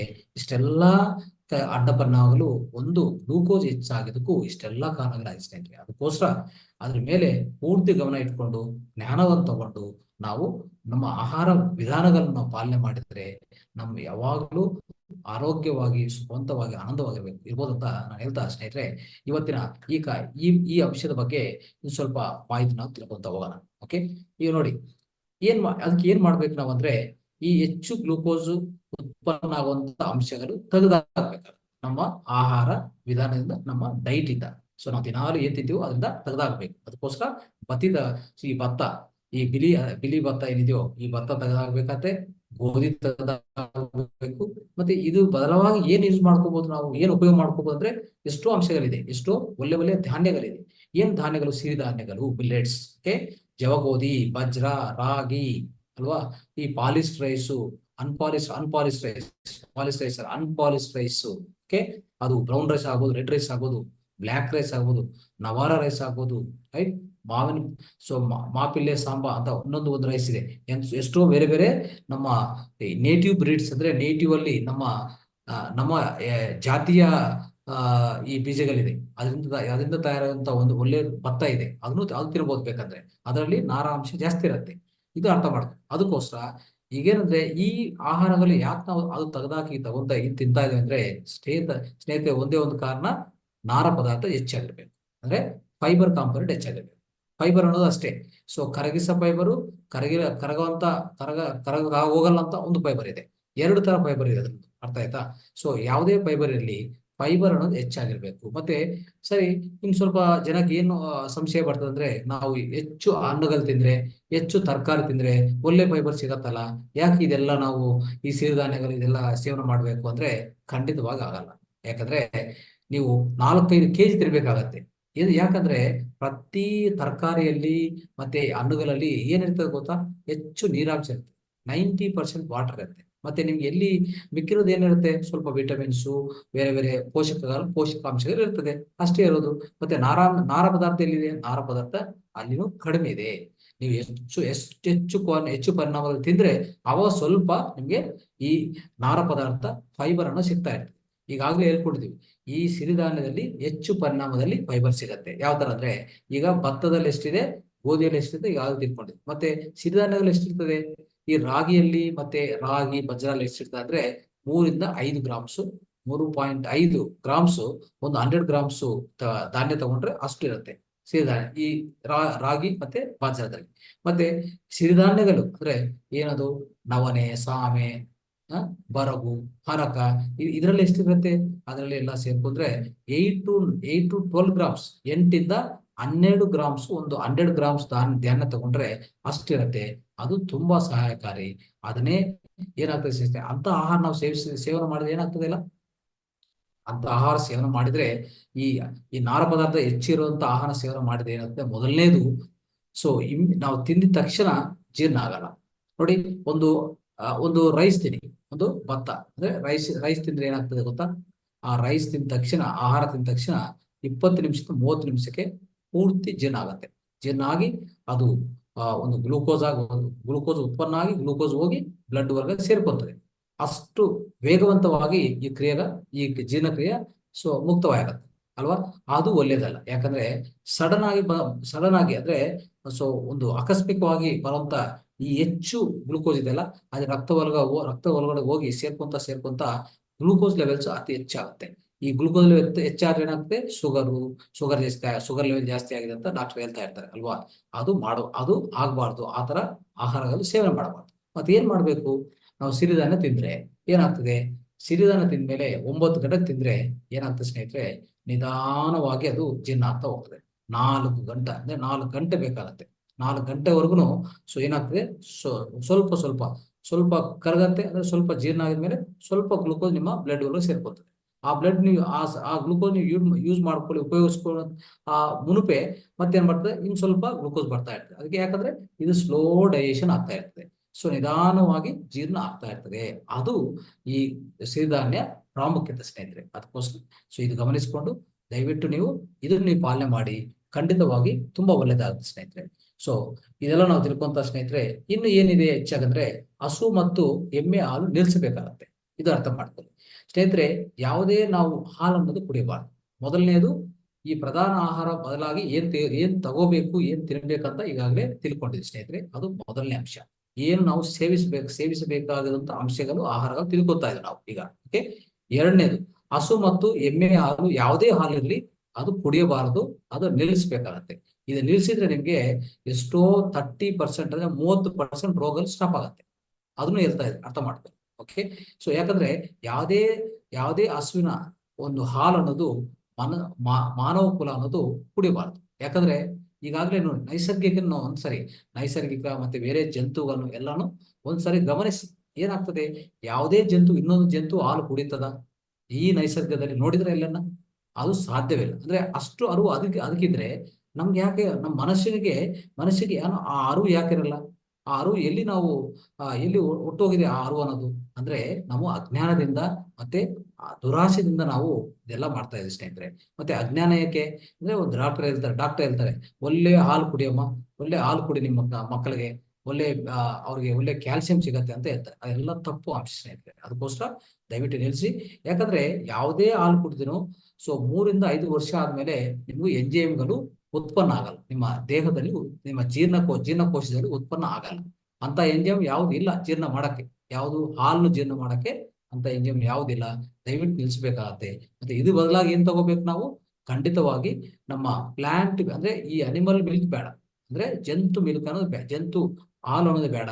ಮತ್ತೆ ಈ ಪ್ಲಾಂಟ್ ಸಸ್ಯದಿಂದ ಬರುವಂತ ಹಾಲಿದೆ, ಅದನ್ನು ಕುಡಿಬಹುದು. ಮತ್ತೆ ಇದು ಬದಲಾಗಿ ಯಾವುದೇ ನಿಮ್ಗೆ ಹೆಚ್ಚು ಹಾಲು ಯಾಕೆ ಕುಡಿತಾರೆ, ಮಕ್ಕಳು ಯಾಕೆ ಕೊಡ್ತೀವಿ ನಾವು ಅಂದ್ರೆ, ಒಂದೇ ಒಂದು ಕಾರಣ, ಮಕ್ಕಳು ಕೊಡೋದಕ್ಕೆ ಹೆಚ್ಚು ಕ್ಯಾಲ್ಸಿಯಂ ಬರುತ್ತೆ ಅಂತ ಡಾಕ್ಟರ್ ಹೇಳ್ತಾ ಇರ್ತಾರೆ.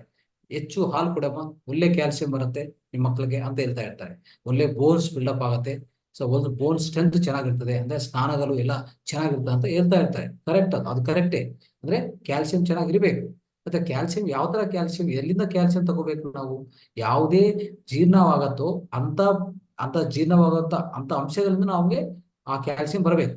ಅದೇ ಬೇರೆ ನೋಡಿ, ಈ ಹಾಲು ಕುಡಿಯೋದಕ್ಕೆ ಈ ಜಂತು ಪ್ರೋಟೀನ್ ಅದ್ರಲ್ಲಿ ಹೊರಗಡೆ ಇರ್ತದೆ ಅಲ್ವಾ, ಹಾಲು ಒಳಗಡೆ, ಅದು ಸರಿಯಾಗಿ ಜೀರ್ಣ ಆಗಲ್ಲ. ಅದೇನಾಗ್ತದೆ ಗೊತ್ತಾ? ಹಾರ್ಮೋನಲ್ ಇಂಬ್ಯಾಲೆನ್ಸ್, ಹಾರ್ಮೋನ್ ಅಸಮತೋಲ್ಯನ ಕೊಲಿಸ್ತದೆ. ಆ ಹಾರ್ಮೋನ್ ಅಸಮತೋಲ್ಯ ಬಂದ ತಕ್ಷಣ ಏನಾಗ್ತದೆ, ಎಲ್ಲ ಏರುಪೇರಾಗತ್ತೆ. ಅದಕ್ಕೆ ಚಿಕ್ಕ ಮಕ್ಕಳು 7 ವರ್ಷ, 8 ವರ್ಷ, 9 ವರ್ಷ ಈ ಟೈಮ್ಗೆ ಅವರು ಏನಾಗ್ತಾ ಇದಾರೆ, ಒಂದು ಮೆಚೂರ್ ಆಗ್ತಾ ಇದ್ದಾರೆ ಅಲ್ವಾ? ನಾವು ನೋಡಿದ್ವಲ್ಲ, ಎಷ್ಟೋ ಈ ಸಮಾಜದಲ್ಲಿ ನೋಡ್ತಾ ಇದ್ವಾ ಇಲ್ಲ? ಸೊ ಆತರ ಯಾಕೆ ಆಗ್ತಾ ಇದೆ? ಅವ್ರಿಗೂ ಅಷ್ಟೇ, ನೀವು ಹಾಲು ಕೊಡ್ತಾ ಹಾಲು ಮೊದಲನೇದಾಗಿ ಹಾಲು ನಿಲ್ಲಿಸ್ಬಿಟ್ಟು ಮತ್ತೆ ಏನ್ ಕೊಡ್ಬೇಕಾದ್ ಬದಲಾಗಿ? ಅಂದ್ರೆ ಸ್ನೇಹಿತರೆ, ನೀವು ಅರ್ಥ ಮಾಡ್ಕೋಬೇಕಾಗಿರೋದು ಒಂದೇ, ಇದಕ್ಕೂ ಬದಲಾಗಿ ಹಾಲು ಬದಲಾಗಿ ಕೊಡ್ಬೇಕಾಗಿರೋದು ಒಳ್ಳೆ ಕ್ಯಾಲ್ಸಿಯಂ ಬರ್ಬೇಕಂದ್ರೆ, ಸೊ ಎಳ್ಳು ಬೀಜಗಳಿಂದ ಮಾಡಿರುವಂತ ಒಂದು ಲಡ್ಡು. ಆ ಲಡ್ಡು ಒಳಗಡೆ ಒಳ್ಳೆ ಪಾಮ್ ಜಾಗರಿನೋ ಇಲ್ಲಾಂದ್ರೆ ಒಂದು ಒಳ್ಳೆ ಬೆಲ್ಲ, ಸಹಜ ಬೆಲ್ಲ ಏನಾದ್ರು ಯೂಸ್ ಮಾಡ್ಕೊಂಡು ಈ ಈ ಬೆಲ್ಲ ಮತ್ತೆ ಈ ಎಳ್ಳು ಬೀಜಗಳಿಂದ ಮಾಡುವಂತ ಲಡ್ಡು ಇದೆಯಲ್ಲ, ಆ ಲಡ್ಡುನು ಸೇವನೆ ಮಾಡಿ. ಎಷ್ಟು ಸಿಗತ್ತೆ ಗೊತ್ತಾ? 1 ಲೀಟರ್ ಹಾಲು ಕುಡಿದ್ರೆ 1 ಗ್ರಾಮ್ ಬರಲ್ಲ ನಿಮ್ಗೆ. ದೇಹಕ್ಕೆ ಸಂಗ್ರಹಿಸ್ಕೊಂಡದ್ದು 200 ಮಿಲಿಗ್ರಾಮ್ಸ್ ಮಾತ್ರ ಕ್ಯಾಲ್ಸಿಯಂ ಬರೋದು. ಇದು ನಿಮ್ಗೆ ಒಂದು ಇಂಪಾರ್ಟೆಂಟ್ ಒಂದು ಸ್ಟ್ಯಾಟಿಸ್ಟಿಕ್ಸ್ ಇದು, ಅರ್ಥ ಆಯ್ತಾ? ಮತ್ತೆ ಈಗ ಎಳ್ಳು ಬೀಜಗಳಿಂದ ಎಷ್ಟು ಬರುತ್ತೆ? ಒಂದು ಲಡ್ಡು ಒಂದು ವಾರಕ್ಕೆ. ಸೊ ದೊಡ್ಡವರಾದ್ರೆ 2 ಲಡ್ಡು ತಿನ್ನಿ, ಚಿಕ್ಕವರಾದ್ರೆ ಅಂದ್ರೆ ನಮ್ಮ ಮಕ್ಕಳಾದ್ರೆ 1 ಲಡ್ಡು ಕೊಡಿ 1 ವಾರಕ್ಕೆ, ಅಷ್ಟು ಸಾಕು. ಅವ್ರಿಗೆ ಆ ದೇಹಕ್ಕೆ ಎಷ್ಟು ಕ್ಯಾಲ್ಸಿಯಂ ಬೇಕು ಅಷ್ಟು ಬರುತ್ತೆ. ಎಷ್ಟು ಕೊಡುತ್ತೆ ಅಂದ್ರೆ, 1 ಲಡ್ಡು 1 ಗ್ರಾಮ್ ನೇರವಾಗಿ ಕೊಡುತ್ತೆ. 100 ಗ್ರಾಮ್ಸ್ ಲಡ್ಡು 1 ಗ್ರಾಮು ನಿಮ್ಗೆ ಖಂಡಿತವಾಗಿ ಎಷ್ಟು ಆ ಕ್ಯಾಲ್ಸಿಯಂ ಬೇಕಾಗಿರುವಂತ 1 ಗ್ರಾಮ್ ಕ್ಯಾಲ್ಸಿಯಂ ದೇಹಕ್ಕೆ ಸೇರ್ಕೊಂತದೆ, ದೇಹಕ್ಕೆ ನಿಮ್ಗೆ ಲಭ್ಯವಾಗುತ್ತೆ. ಇನ್ನೇನ್ ಬೇಕಾಗಿದೆ? ಅದೇ ನಾವು ಮಾಡಬೇಕಾಗಿರೋದು, ಅರ್ಥ ಆಯ್ತಾ? ಸೊ ಅದಕ್ಕೋಸ್ಕರ ಈ ಹಾಲು ನಿಲ್ಲಿಸ್ಬಿಡಿ, ಎಳ್ಳು ಬೀಜಗಳು ಅದು ಉಪಯೋಗಿಸಿ ಸ್ನೇಹಿತರೆ.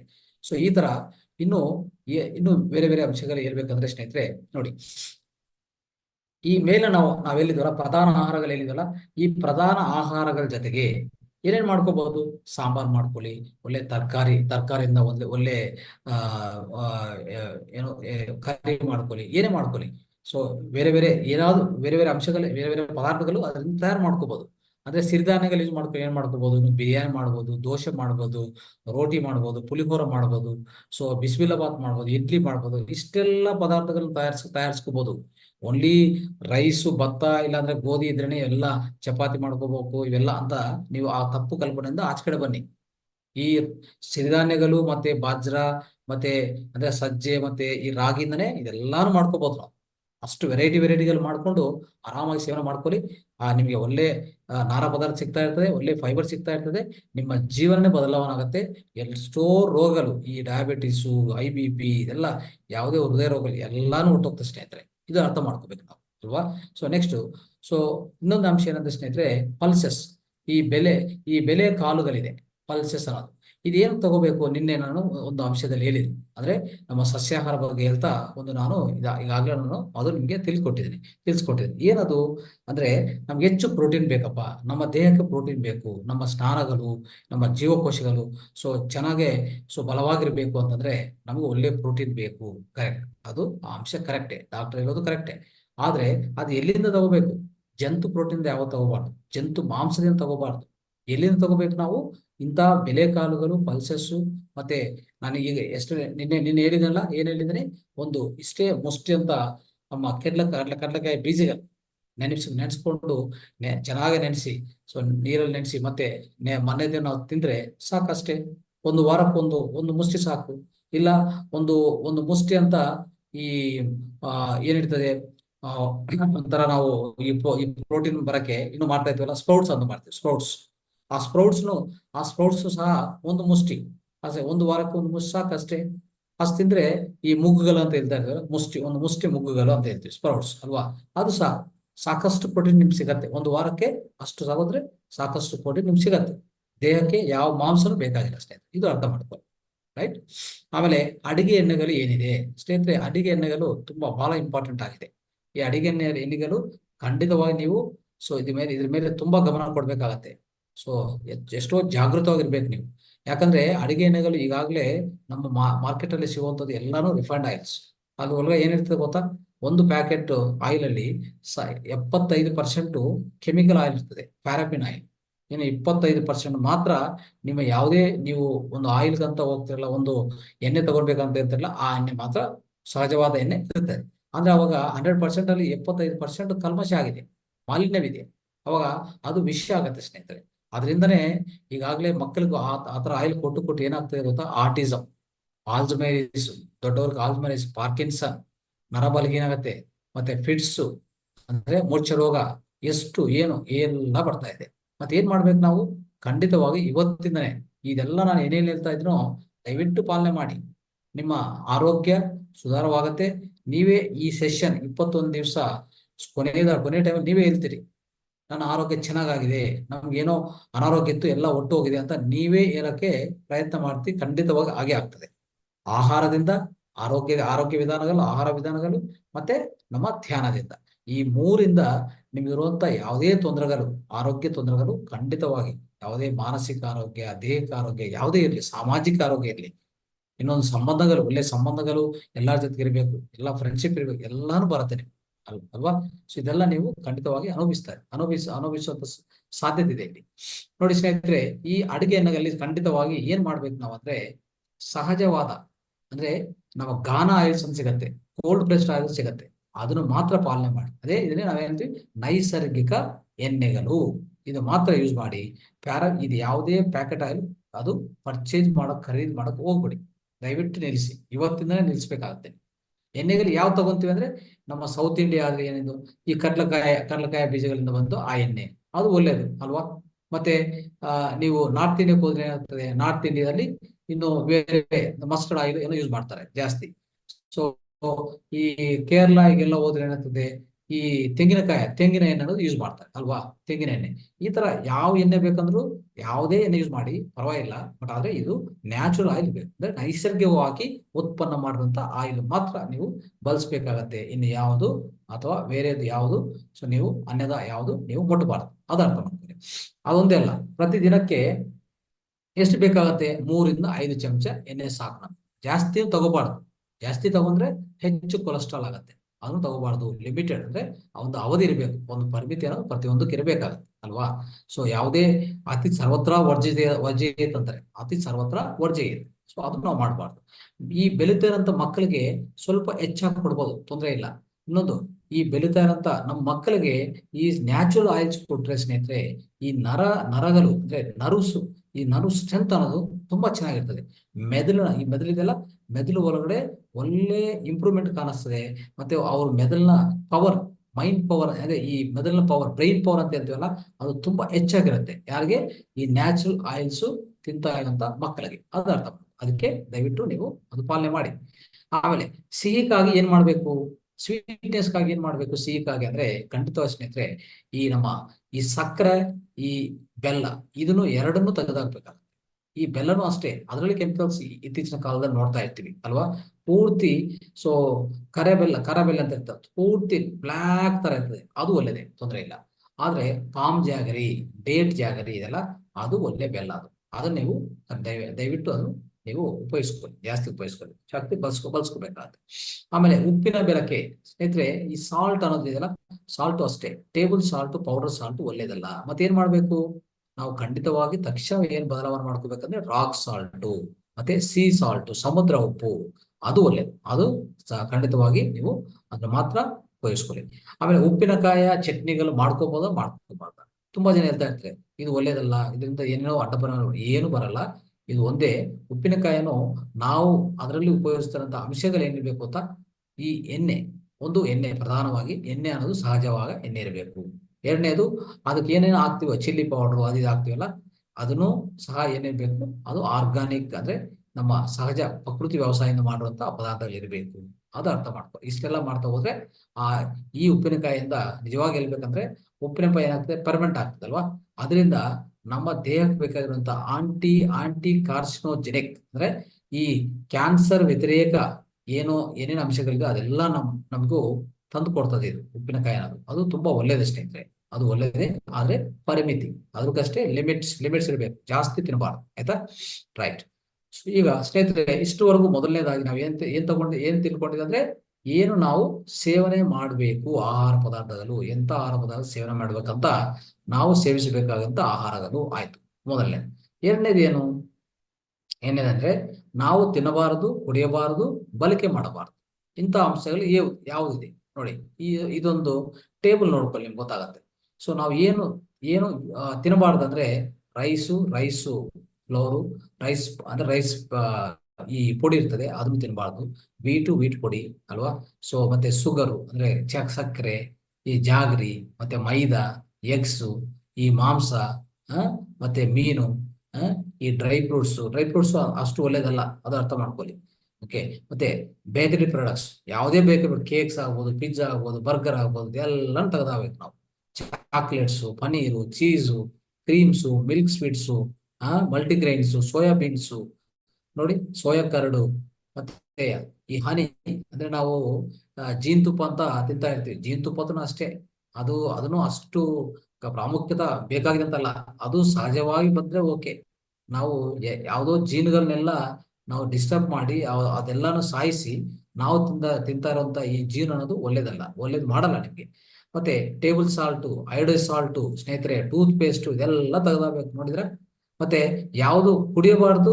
ನಾವು ಯಾವುದೇ ಹಸು ಮಿಲ್ಕ್, ಬಫಲೋ ಮಿಲ್ಕ್ ಅಂದ್ರೆ ಎಮ್ಮೆ ಮಿಲ್ಕು, ಮತ್ತೆ ಹಸು ಮಿಲ್ಕು, ಮತ್ತೆ ಗೋಟ್, ಮತ್ತೆ ಯಾವುದೇ ಮಿಲ್ಕ್ ಇರ್ಲಿ, ಮಿಲ್ಕ್ ಕುಡಿಯಬಾರದು. ಈಗಾಗಲೇ ಹೇಳ್ಕೊಂಡಿದ್ವಿ. ಮಕ್ಕಳು ಕೊಡಕ್ ಹೋಗ್ಬೇಡಿ. ಮತ್ತೆ ದೊಡ್ಡವರು ಅಷ್ಟೇ, ನಮ್ಮ ಮಹಿಳೆಯರು ಏನ್ ಮಾಡ್ತಾರೆ? ಈ ಟೀ ಕಾಫಿ ಸೇವನೆ ಮಾಡೋದು, ಮತ್ತೆ ಮಿಲ್ಕ್ ಪದಾರ್ಥಗಳು ಜಾಸ್ತಿ ತಿಂತಾರಲ್ಲ, ಅವ್ರಿಗೆ ಏನಾಗ್ತಾ ಇದೆ? ಮೆನ್ಸ್ಟ್ರಲ್ ಪ್ರಾಬ್ಲಮ್ಸ್ ಜಾಸ್ತಿ ಆಗಿದೆ. ಮೆನ್ಸ್ಟ್ರಲ್ ಪ್ರಾಬ್ಲಮ್ ಅದೊಂದೇ ಕಾರಣ ಅಲ್ಲ, ನಿಮ್ಮ ಒತ್ತಡಿಯೂ ಕಾರಣ, ಮಾನಸಿಕ ಒತ್ತಡನೂ ಕಾರಣ. ಬಟ್ ಇದು ಒಂದು ಪ್ರಧಾನ ಕಾರಣವಾಗಿದೆ. ಅವ್ರಿಗೆ ಏನಾಗ್ತದೆ? ಏರುಪೇರು ಆಗ್ತಾ ಇದೆ. ಹೆಚ್ಚು ಋತುಸ್ರಾವ ಆಗೋದು, ಕಡಿಮೆ ಋತುಸ್ರಾವ ಆಗೋದು, ಕರೆಕ್ಟ್ ಟೈಮ್ ಆಗಲ್ಲ. ಹಿಂದು ಮುಂದೆ ಆಗ್ತದೆ. ಸೊ ನೋಡಿ ಇಷ್ಟೆಲ್ಲ ಪ್ರಾಬ್ಲಮ್ಗಳು. ಮತ್ತೆ ಈ ನಮ್ಮ ಹೊಟ್ಟೆ ತುಂಬಾ ನೋವಾಗ್ತದೆ ಈ ಯಾವುದು ಋತುಸ್ರಾವ ಟೈಮಲ್ಲಿ ಅಲ್ವಾ. ಸೊ ಇದೆಲ್ಲಾನು ಆಗ್ತಾ ಇರೋದು ನಿಮ್ಮ ಹಾರ್ಮೋನ್ ಇಂಬ್ಯಾಲೆನ್ಸ್ ಖಂಡಿತವಾಗಿ ನಾನ್ ವೆಜ್ ತಿಂದ್ರು ಮತ್ತೆ ಹಾಲು ಕುಡಿದ್ರು, ಹಾಲು ಸಂಬಂಧಿ ಯಾವುದೇ ಪದಾರ್ಥಗಳ ಸೇವನೆ ಮಾಡಿದ್ರು ಖಂಡಿತವಾಗತ್ತೆ. ಅದೊಂದೇ ಅಲ್ಲ, ನಮ್ಮ ಮಾನಸಿಕ ಒತ್ತಡದಿಂದನೂ ಹಾರ್ಮೋನ್ ಇಂಬ್ಯಾಲೆನ್ಸ್ ಆಗ್ತಾ ಇರ್ತದೆ. ಅದು ಗಮನಿಸಬೇಕಾಗತ್ತೆ ಸ್ನೇಹಿತರೆ. ಅದಕ್ಕೆ ಒಳ್ಳೆ ಧ್ಯಾನ ಮಾಡ್ಬೇಕು ಅಲ್ವಾ. ಸೊ ಆಯ್ತು. ಈಗ ನೋಡಿ ಕೂಲ್ ಡ್ರಿಂಕ್ಸ್, ಕೋಕು, ಪೆಪ್ಸಿ ಯಾವುದು ನಾವು ರೆಡಿಮೇಡ್ ಫ್ರೂಟ್ ಜ್ಯೂಸ್ ಯಾವುದು ತಗೋಬಾರ್ದು ಅಲ್ವಾ. ಏನ್ ನಾವು ಬಳಕೆ ಮಾಡಬಾರ್ದು ಮನೆಯಲ್ಲಿ ಅಂದ್ರೆ ಖಂಡಿತವಾಗಿ ಎಲ್ಲಾ ರಿಫೈನ್ಡ್ ಆಯಿಲ್ಸ್ ತೆಗೆದಾಕ್ಬೇಕು. ಯಾವುದೇ ರಿಫೈನ್ಡ್ ಆಯಿಲ್ ತೆಗೆದಾಗಬೇಕು. ಮತ್ತೆ plastic items, plastic bottles, boxes ಎಲ್ಲ ತೆಗೆದೇಬೇಕಾಗತ್ತೆ. ಯಾಕಂದ್ರೆ ಪ್ಲಾಸ್ಟಿಕ್ ಇಂದನೂ ಒಂದು ದುಷ್ಪರಿಣಾಮ ಇದೆ. ನಾನು ಮುಂದಿನ ಕ್ಲಾಸ್ ಅಲ್ಲಿ ನಾನು ಹೇಳ್ಕೊಡ್ತೀನಿ. ಮತ್ತೆ ಯಾವುದೇ ನೀವು ಅಡಿಗೆ ಮಾಡಕ್ಕೆ ಈ ಪಾತ್ರಗಳಿದೆ, ಅಲ್ಯೂಮಿನಿಯಂ ಪಾತ್ರ ತೆಗೆದಾಕ್ಬೇಕು, ಮೊದಲನೇದಾಗಿ ತೆಗೆದಾಗಬೇಕಾಗತ್ತೆ. ನಾನ್ ಸ್ಟಿಕ್ ಪಾತ್ರ ಮಾತ್ರ ಬಳಕೆ ಮಾಡ್ಕೊಳ್ಳಿ. ಓಕೆ, ನಾನ್ ಸ್ಟಿಕ್ ಪಾತ್ರ ಬಳಕೆ ಮಾಡಬಾರ್ದು. ಓಕೆ, ಅದನ್ನು ತೆಗೆದಾಕ್ಬೇಕಾಗತ್ತೆ. ಯಾಕಂದ್ರೆ ಅದರಿಂದ ಟೆಫ್ಲಾನ್ ಕೋಟಿಂಗ್ ಅಂತ ಸ್ವಲ್ಪ ಸ್ವಲ್ಪ ಕರಗಿ ನಮ್ಮ ಆಹಾರ ಹೊರಗಡೆ ಸೇರಿಕೊಂಡು ಅದೆಲ್ಲ ನಾವು ಸೇವನೆ ಮಾಡಿದ್ರೆ ಅದರಿಂದ ಬೇರೆ ಬೇರೆ ಅಡ್ಡ ಪರಿಣಾಮ ಎಲ್ಲ ಬರುತ್ತೆ. ಅದೆಲ್ಲ ಯಾಕಂದ್ರೆ ಅದು ರಾಸಾಯನಿಕ ಅಂಶ ಇರ್ತದೆ ಅದರಲ್ಲಿ. ಆಯ್ತಾ ಸ್ನೇಹಿತರೆ, ಇಷ್ಟೆಲ್ಲ ನಾವು ತಿಳ್ಕೊಂಡಿದ್ವಿ. ಮತ್ತೆ ನೋಡಿ ಮೂರನೇದು ಏನಂದ್ರೆ ಸಮಯೋಚಿತ ಆಹಾರ, ಟೈಮ್ಲಿ ಈಟಿಂಗ್. ಇದು ಅರ್ಥ ಮಾಡ್ಕೊಳ್ಳಿ. ಈ ಮೂರನೇದು ಅಂಶ ನಾನು ಹೇಳಿ ಇವತ್ತಿನ ಕಾರ್ಯಕ್ರಮ ಮುಗಿಸ್ತೀನಿ ಸ್ನೇಹಿತರೆ. ಮಿಕ್ಕಿರೋದು ಮತ್ತೆ ಮುಂದಿನ ಕ್ಲಾಸ್ ಅಲ್ಲಿ ನಾವು ತಿಳ್ಕೊಳ್ಳೋ ಪ್ರಯತ್ನ ಮಾಡೋಣ. ಇದು ಸಮಯೋಚಿತ ಆಹಾರ ಒಂದು ಅರ್ಥ ಮಾಡ್ಕೊಳ್ಳಿ. ಅಂದ್ರೆ ನಾವು ಸರಿಯಾದ ಸಮಯಕ್ಕೆ ಊಟ ಮಾಡ್ಬೇಕು. ಅಂದ್ರೆ ಮಕ್ಕಳಾದ್ರೆ ಯಾವಾಗ ಹಸುವಾದ್ರೆ ಅವಾಗ ತಿಂತಾ ಇರ್ಬೋದು, ಯಾಕಂದ್ರೆ ಅವ್ರ ಜೀರ್ಣ ಶಕ್ತಿ ಚೆನ್ನಾಗಿರ್ತದೆ, ಅವ್ರ ಒಳಗಡೆ ಜಠರಾಗ್ನಿ ಚೆನ್ನಾಗಿರ್ತದೆ ಅಲ್ವಾ. ನಾವು ಆತರ ಮಾಡಕ್ ಹೋದ್ರೆ ಖಂಡಿತವಾಗಿ ನಮಗೆ ಗ್ಲೂಕೋಸ್ ಏರುಪೇರಾಗಿ ಮತ್ತೆ ಏನೇನೋ ಬೇರೆ ಬೇರೆ ತೊಂದರೆಗಳು ಸ್ಟಾರ್ಟ್ ಆಗುತ್ತೆ ಅಲ್ವಾ. ಸೊ ಅದಕ್ಕೋಸ್ಕರ ಏನ್ ಮಾಡ್ಬೇಕು ಸ್ನೇಹಿತರೆ, ಒಂದು ಅರ್ಥ ಮಾಡ್ಕೊಳ್ಳಿ. ವಯಸ್ಸಾಗಿರೋರು ಏನ್ ಮಾಡ್ಬೋದು, ಬೆಳಗ್ಗೆ ಒಂದು 9 ಗಂಟೆಗೆ ಒಳ್ಳೆ ಸಿರಿಧಾನ್ಯ ಜೊತೆಗೆ ಒಳ್ಳೆ ತರಕಾರಿ ಎಲ್ಲ ಹಾಕೊಂಡು ಸೊ ಆತರ ಒಂದು ಒಳ್ಳೆ ಆಹಾರ ತಿಂದ್ರೆ, ಸೇವನೆ ಮಾಡಿದ್ರೆ ಅದನ್ನ ನಿಧಾನವಾಗಿ ಕರಗ್ತಾ ಹೋಗ್ತದೆ, ನಿಧಾನವಾಗಿ ಜೀರ್ಣ ಆಗ್ತಾ ಸಾಯಂಕಾಲ 6ವರೆಗೂ ನಿಮ್ಗೆ ಏನ್ ತೊಂದರೆ ಆಗಲ್ಲ. ಆದ್ರೆ ಮಧ್ಯದಲ್ಲಿ ಹಸು ಆದ್ರೆ ಏನ್ ಮಾಡ್ಬೇಕು, ಸ್ವಲ್ಪ ಹೊತ್ತು ಈ ಗೋವಾ ಅಂದ್ರೆ ಈ ಸೀಸನಲ್ ಫ್ರೂಟ್ಸ್, ನಮ್ಮ ಸ್ಥಳಾಂತರ ಸಿಗುವಂತ ಯಾವುದೇ ಹಣ್ಣುಗಳಿರ್ತದೆ ಅದು ತಿನ್ಬೋದು. ಮತ್ತೆ ಸಲಾಡ್ ತಿನ್ಬೋದು. ಸೊ ಅಂತದೆಲ್ಲ ತಿನ್ಬೋದು. ಡೇಟ್ಸ್ ಇದೆಲ್ಲ ತಿಂತಾ ಹೋದ್ರೆ ಸೊ ನಿಮ್ಗೆ ಏನಾಗ್ತದೆ, ಹಸು ಅನ್ನೋದು ಅಷ್ಟು ನಿಮ್ಗೆ ತೊಂದರೆ ಕೊಡಲ್ಲ. ಆದ್ರೆ ಸಾಯಂಕಾಲ ಡಿನ್ನರ್ ಅನ್ನೋದು 6 ಗಂಟೆ ಒಳಗಡೆ, 6 ಗಂಟೆ 7 ಗಂಟೆಗೆ ಮತ್ತೆ ನೀವೇನ್ ಮಾಡ್ಬೋದು ಆ ಟೈಮಲ್ಲಿ ಅಂದ್ರೆ ಒಂದು ರೋಟಿ, ಬಜ್ರಾಯಿಂದ ರೋಟಿ ಇಲ್ಲ ರಾಗಿದಿಂದ ಯಾವುದೋ ಒಂದು ರೋಟಿ, ಅದಕ್ಕೆ ಒಂದು ಪಲ್ಯ ಹಾಕೊಳ್ಳಿ, ಆರಾಮಾಗಿ ತಿನ್ನಿ. ಸೊ ಅದ್ರ ಜೊತೆಗೆ ಏನಾದ್ರು ಸ್ವಲ್ಪ ಸಲಾಡ್ ಅಂದ್ರೆ ತರಕಾರಿಯಿಂದ ಏನಾದ್ರು ಸಲಾಡ್ ಸಿಕ್ಕಿದ್ರೆ ಕ್ಯಾರೆಟ್, ಬೀಟ್ರೂಟ್ ಇಂಥದೆಲ್ಲ ತಗೊಂಡು ಅಷ್ಟು ಮಾತ್ರ ತಗೊಂಡು ನೈಟು ಮಲ್ಕೊಂಡ್ರೆ ಸಾಕು. ಅಂದ್ರೆ ಬೆಳಗ್ಗೆ ತಿಂದಿವಿ, ನೈಟ್ ತಿಂದಿವಿ ಅಷ್ಟೇ. ಮಧ್ಯದಲ್ಲಿ ಹಣ್ಣುಗಳು ಮತ್ತೆ ಸಲಾಡ್ಗಳು ಅದು ಇದು. ಸೊ ಒಂದು ನ್ಯಾಚುರಲ್ ಅಂದ್ರೆ ನೈಸರ್ಗಿಕ ಆಹಾರ ತಿಂದ್ರೆ ಅಷ್ಟು ಸಾಕಾಗತ್ತೆ. ಆರಾಮಾಗಿ ನಿಮ್ಮ ಆರೋಗ್ಯ ಯಾವಾಗ್ಲೂ ಚೆನ್ನಾಗಿರುತ್ತೆ. ಅದು ಅರ್ಥ ಮಾಡ್ಕೋಬೇಕು ನಾವು. ಸೊ ಸ್ನೇಹಿತರೆ, ಇನ್ನೂ ಸ್ವಲ್ಪ ಜನ ಮಧ್ಯರಾತ್ರಿ ಬಂದು ತಿನ್ನೋದು, ಆಮೇಲೆ ಸಮಯಕ್ಕೆ ಸರಿಯಾಗಿ ಊಟ ಮಾಡೋದಿಲ್ಲ, ಇದೆಲ್ಲ ಮಾಡ್ತಾ ಹೋದ್ರೆ ಖಂಡಿತವಾಗಿ ಅನಾರೋಗ್ಯ ಉಂಟಾಗ್ತದೆ. ಅದು ಖಂಡಿತ ತಪ್ಪದಾಗಿ ಅದು ನಾವು ಅನುಭವಿಸ್ಬೇಕಾಗತ್ತೆ ಅಲ್ವಾ. ಸೊ ಅದಕ್ಕೋಸ್ಕರ ಸಮಯೋಚಿತ ಆಹಾರ, ಟೈಮ್ಲಿ ಈಟಿಂಗ್ ಅನ್ನೋದು ಬಹಳಷ್ಟು ಇಂಪಾರ್ಟೆಂಟ್ ಇದೆ ಸ್ನೇಹಿತರೆ. ಇಷ್ಟೆಲ್ಲ ನಾವು ಹೇಳ್ಕೊಂಡು ಇವತ್ತಿನ ಕಾರ್ಯಕ್ರಮ ಮುಕ್ತಾಯ ಮಾಡೋಣ. ನಾವೆಲ್ಲರೂ ಇಷ್ಟುವರೆಗೆ ಕೇಳಿಸ್ಕೊಳ್ಳೋದಕ್ಕೂ ತಮ್ಮೆಲ್ಲರಿಗೂ ಧನ್ಯವಾದಗಳು, ನಮಸ್ತೆ ತಿಳಿಸ್ತಾ ಇಂದಿನ ಕಾರ್ಯಕ್ರಮ ಮುಕ್ತಾಯ ಮಾಡ್ತಾ ಇದ್ರಿ. ಯಾವುದೇ ಸ್ವಲ್ಪ ಹೊತ್ತು ಪ್ರಶ್ನೆಗಳಿದ್ರೆ ನಾವು ತಗೊಂಡೋಗ ಪ್ರಯತ್ನ ಮಾಡೋಣ. ಥ್ಯಾಂಕ್ ಯು, ಧನ್ಯವಾದ.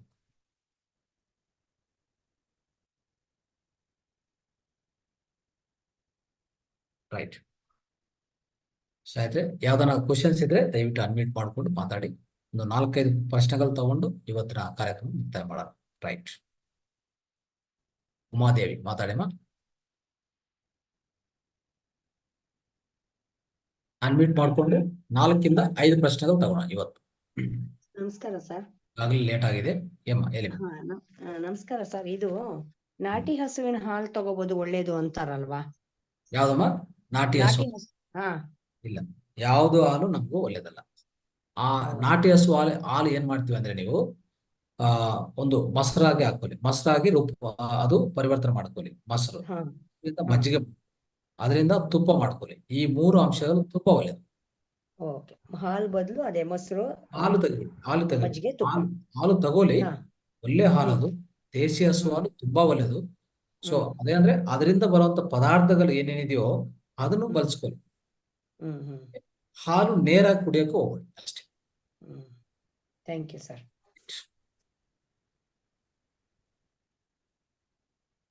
ಹಲೋ ಹೇಳಿಮ್ಮ ಶಾರದಮ್ಮ ಹೇಳಿ. ಹಲೋ ನಮಸ್ಕಾರ ಸರ್.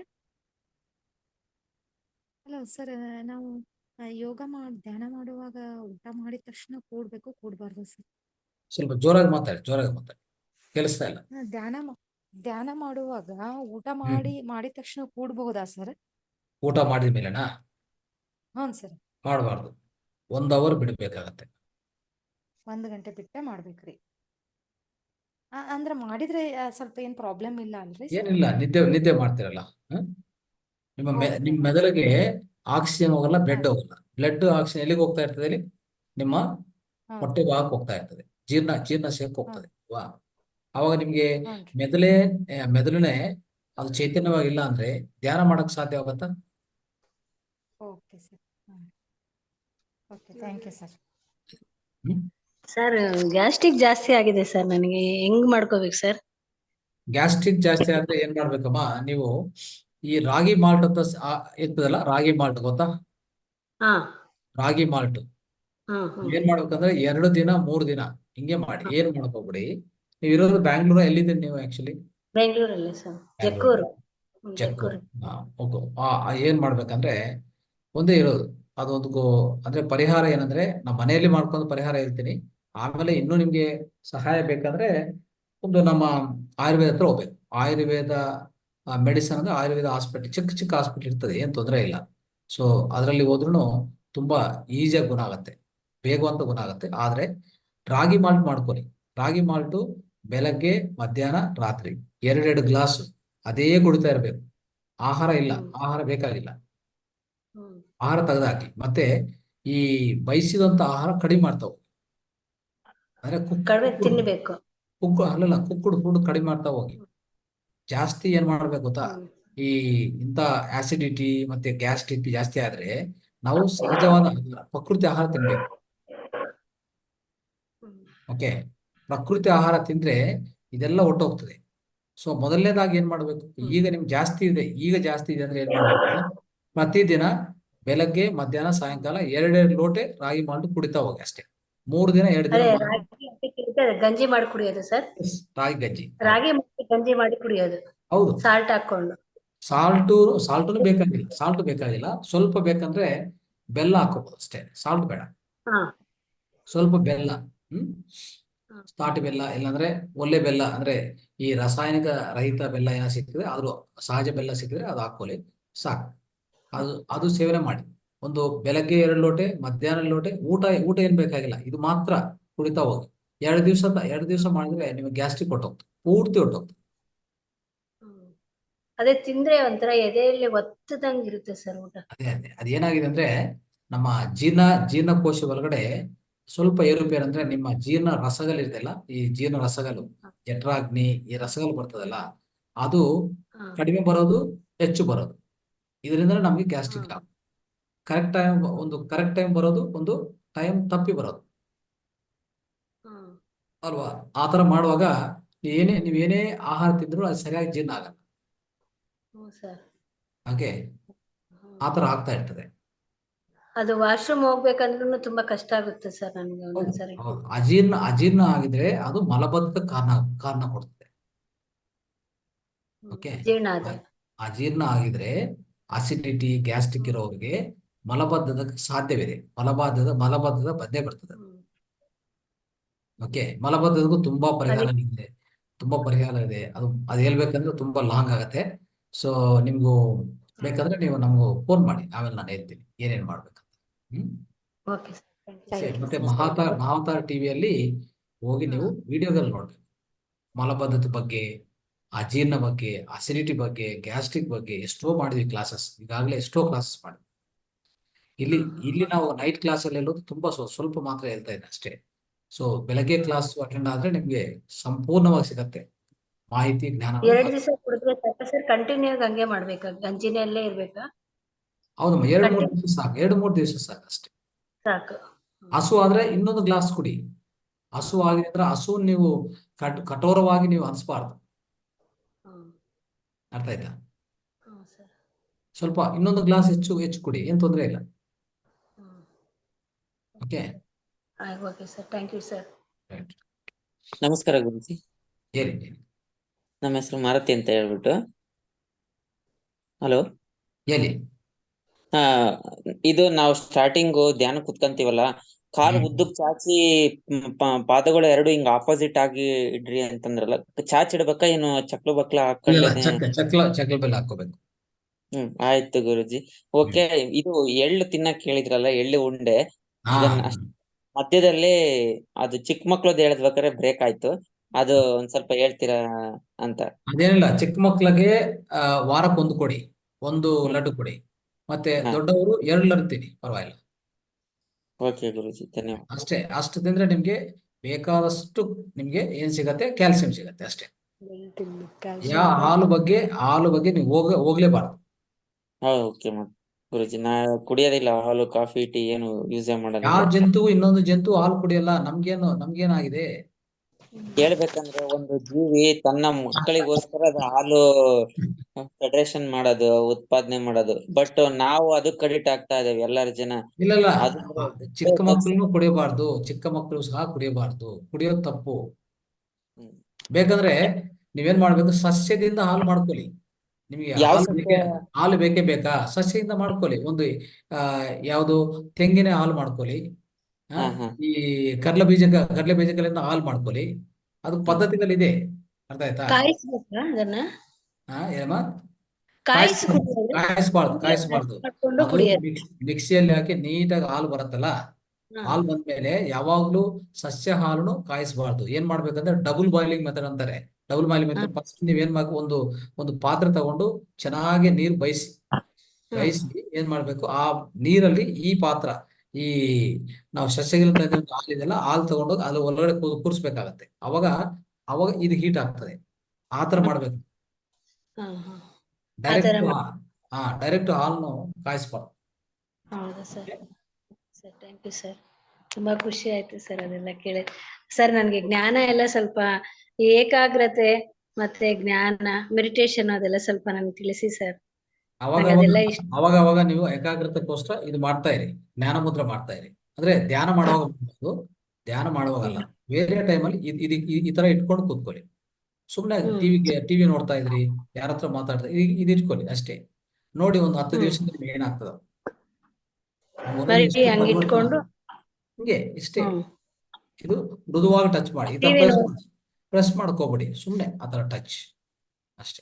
ಈ ತರ ಇಟ್ಕೊಂಡು ಕೆಳಗಡೆ ನಿಮ್ಮ ತೊಡೆ ಮೇಲೆ ಇಟ್ಕೊಂಡು ಆರಾಮಾಗಿ ಮಾತಾಡ್ಬೋದು, ಏನೇ ಮಾಡ್ಬೋದು. ಬಟ್ ಆದ್ರೆ ಈ ಮುದ್ರ, ಈ ಚಿನ್ ಮುದ್ರ, ಜ್ಞಾನ ಮುದ್ರ ನಿಮ್ಮ ಮೆಮೊರಿ ಪವರು, ಏಕಾಗ್ರತೆ, ಮೆಮೊರಿ ಪವರು ಇದೆಲ್ಲಾನು ತುಂಬಾ ಚೆನ್ನಾಗಿ ಮಾಡ್ತದೆ.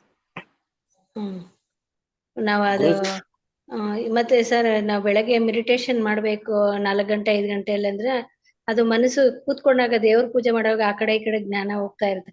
ಆತರ ಇಲ್ದಿರ ಅದೇ ಏಕಾಗ್ರತೆ ಬೇಕು ಅಂತ ನನಗೆ ಇಷ್ಟ. ಭಗವಂತನಲ್ಲೇ ನಾನು ಒಂದು ಹಾಡು ದೇವ್ರದ್ದು ಹೇಳ್ತಾ ಇರ್ತೀನಿ. ಅವಾಗ ನನಗೆ ಬರೀ ಅದ್ರ ಮೇಲೆ ತುಂಬಾ ಕಾನ್ಸಂಟ್ರೇಟ್ ಇಡ್ಬೇಕು ಅಂತ ಆಸೆ. ಬರುತ್ತೆ, ಎಲ್ಲ ಬರುತ್ತೆ. ಸಾಧನೆಯಿಂದ ಎಲ್ಲ ಬರುತ್ತೆ. ಒಳ್ಳೆ ಸಾಧನೆ ಮಾಡಿ. ಸೊ ನಾಳೆ ಸಂಡೇ, ನಾಳೆ ರಜೆ ಇದೆ, ಕಾರ್ಯಕ್ರಮ ಇರಲ್ಲ, ನಮ್ದು ಪ್ರೋಗ್ರಾಮ್ ಇರಲ್ಲ. ಸೊ ಖಂಡಿತವಾಗಿ ಒಂದು 2-3 ಗಂಟೆ 2-3 ತಾಸು ನೀವು ಧ್ಯಾನ ಮಾಡಿ, ಚೆನ್ನಾಗಿ ಧ್ಯಾನ ಮಾಡಿ, ಆಯ್ತಾ? ಸೊ ಸ್ವಲ್ಪ ಓದ್ಬೇಕಾಗತ್ತೆ, ಬುಕ್ಸ್ನು ಓದ್ಬೇಕಾಗತ್ತೆ. ಈಗಾಗಲೇ ನಾನು ಸ್ವಲ್ಪ ಏನೇನು ಕನ್ನಡ ಬುಕ್ಸ್ ಇದೆಯೋ ನಮ್ಮ ಹತ್ರ ಈ PDF ಅಲ್ಲಿ ಸಿಗತ್ತೆ. ಸ್ವಲ್ಪ ಅದನ್ನು ಆದಷ್ಟು ನಾನು ವಾಟ್ಸಪ್ ಅಲ್ಲಿ ಹಾಕ್ತೀನಿ. ಸೊ ತಾವೆಲ್ಲರೂ ಒಂದು ಸ್ವಾಧ್ಯಾಯ ತರ ನೀವು ಮಾಡ್ಕೋಬಹುದು. ಓಕೆ.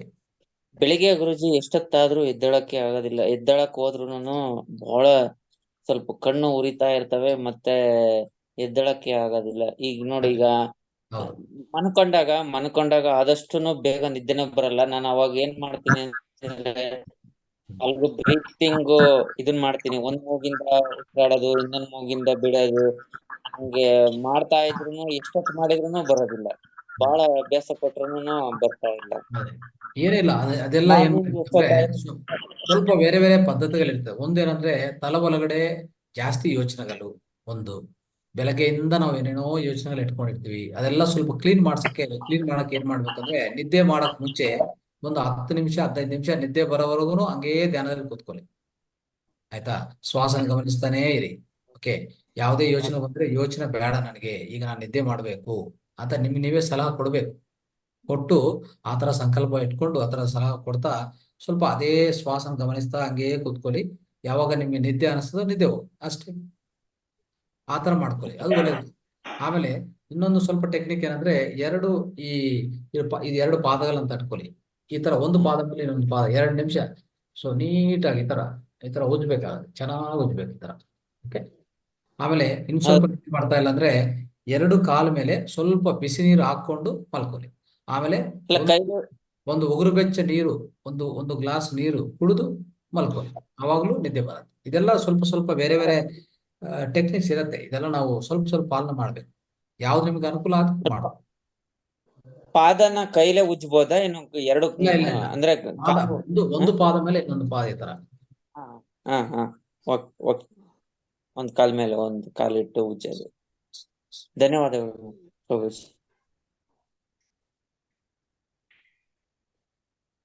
ರೈಟ್, ಓಕೆ ಸ್ನೇಹಿತರೆ, ಸೊ ಈಗ ಕಾರ್ಯಕ್ರಮ ಮುಕ್ತಾಯ ಮಾಡೋಣ.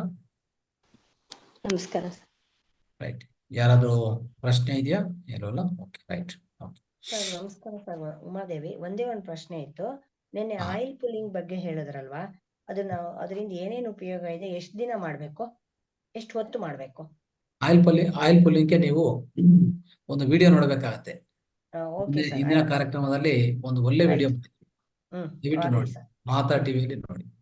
ಓಕೆ ಸ್ನೇಹಿತರೆ, ಮಹಾವತಾರ ಟಿವಿನ ಎಲ್ಲಾರು ಸಬ್ಸ್ಕ್ರೈಬ್ ಮಾಡ್ಕೊಳ್ಳಿ, ಆಯ್ತಾ? ಮಹಾವತಾರ ಟಿವಿ ಅಂತ ಇದೆಯಲ್ಲ ಯೂಟ್ಯೂಬ್ ಚಾನಲ್, ದಯವಿಟ್ಟು ಸಬ್ಸ್ಕ್ರೈಬ್ ಮಾಡ್ಕೊಳ್ಳಿ. ಇವಾಗ ನಿಮಗೆ ನೀವು ಎಷ್ಟೋ ವಿಡಿಯೋಗಳು ಸಿಗುತ್ತೆ. ಬೆಳಿಗ್ಗೆ ಮಾಡ್ತಾ ಇದ್ದೀರಲ್ಲ ಪ್ರೋಗ್ರಾಮು, ಅದ್ರದ್ದು ನಮ್ಗೆ ಸಿಗುತ್ತೆ ಅಲ್ವಾ ಅದರಲ್ಲಿ? ಬೆಳಿಗ್ಗೆ ಎಲ್ಲ 2 ಅವರ್ಸ್ ಸಿಗುತ್ತೆ. ಧ್ಯಾನ ಮಾಡ್ತಾ ಇದ್ದೀರಲ್ಲ? ಎಲ್ಲ ಸಿಗುತ್ತೆ. Okay, thank you sir, thank you so much. Right, okay, right. Uma madam ಏನೋ ಕೇಳ್ಬೇಕಾ? ಉಮಾ ಮೇಡಮ್,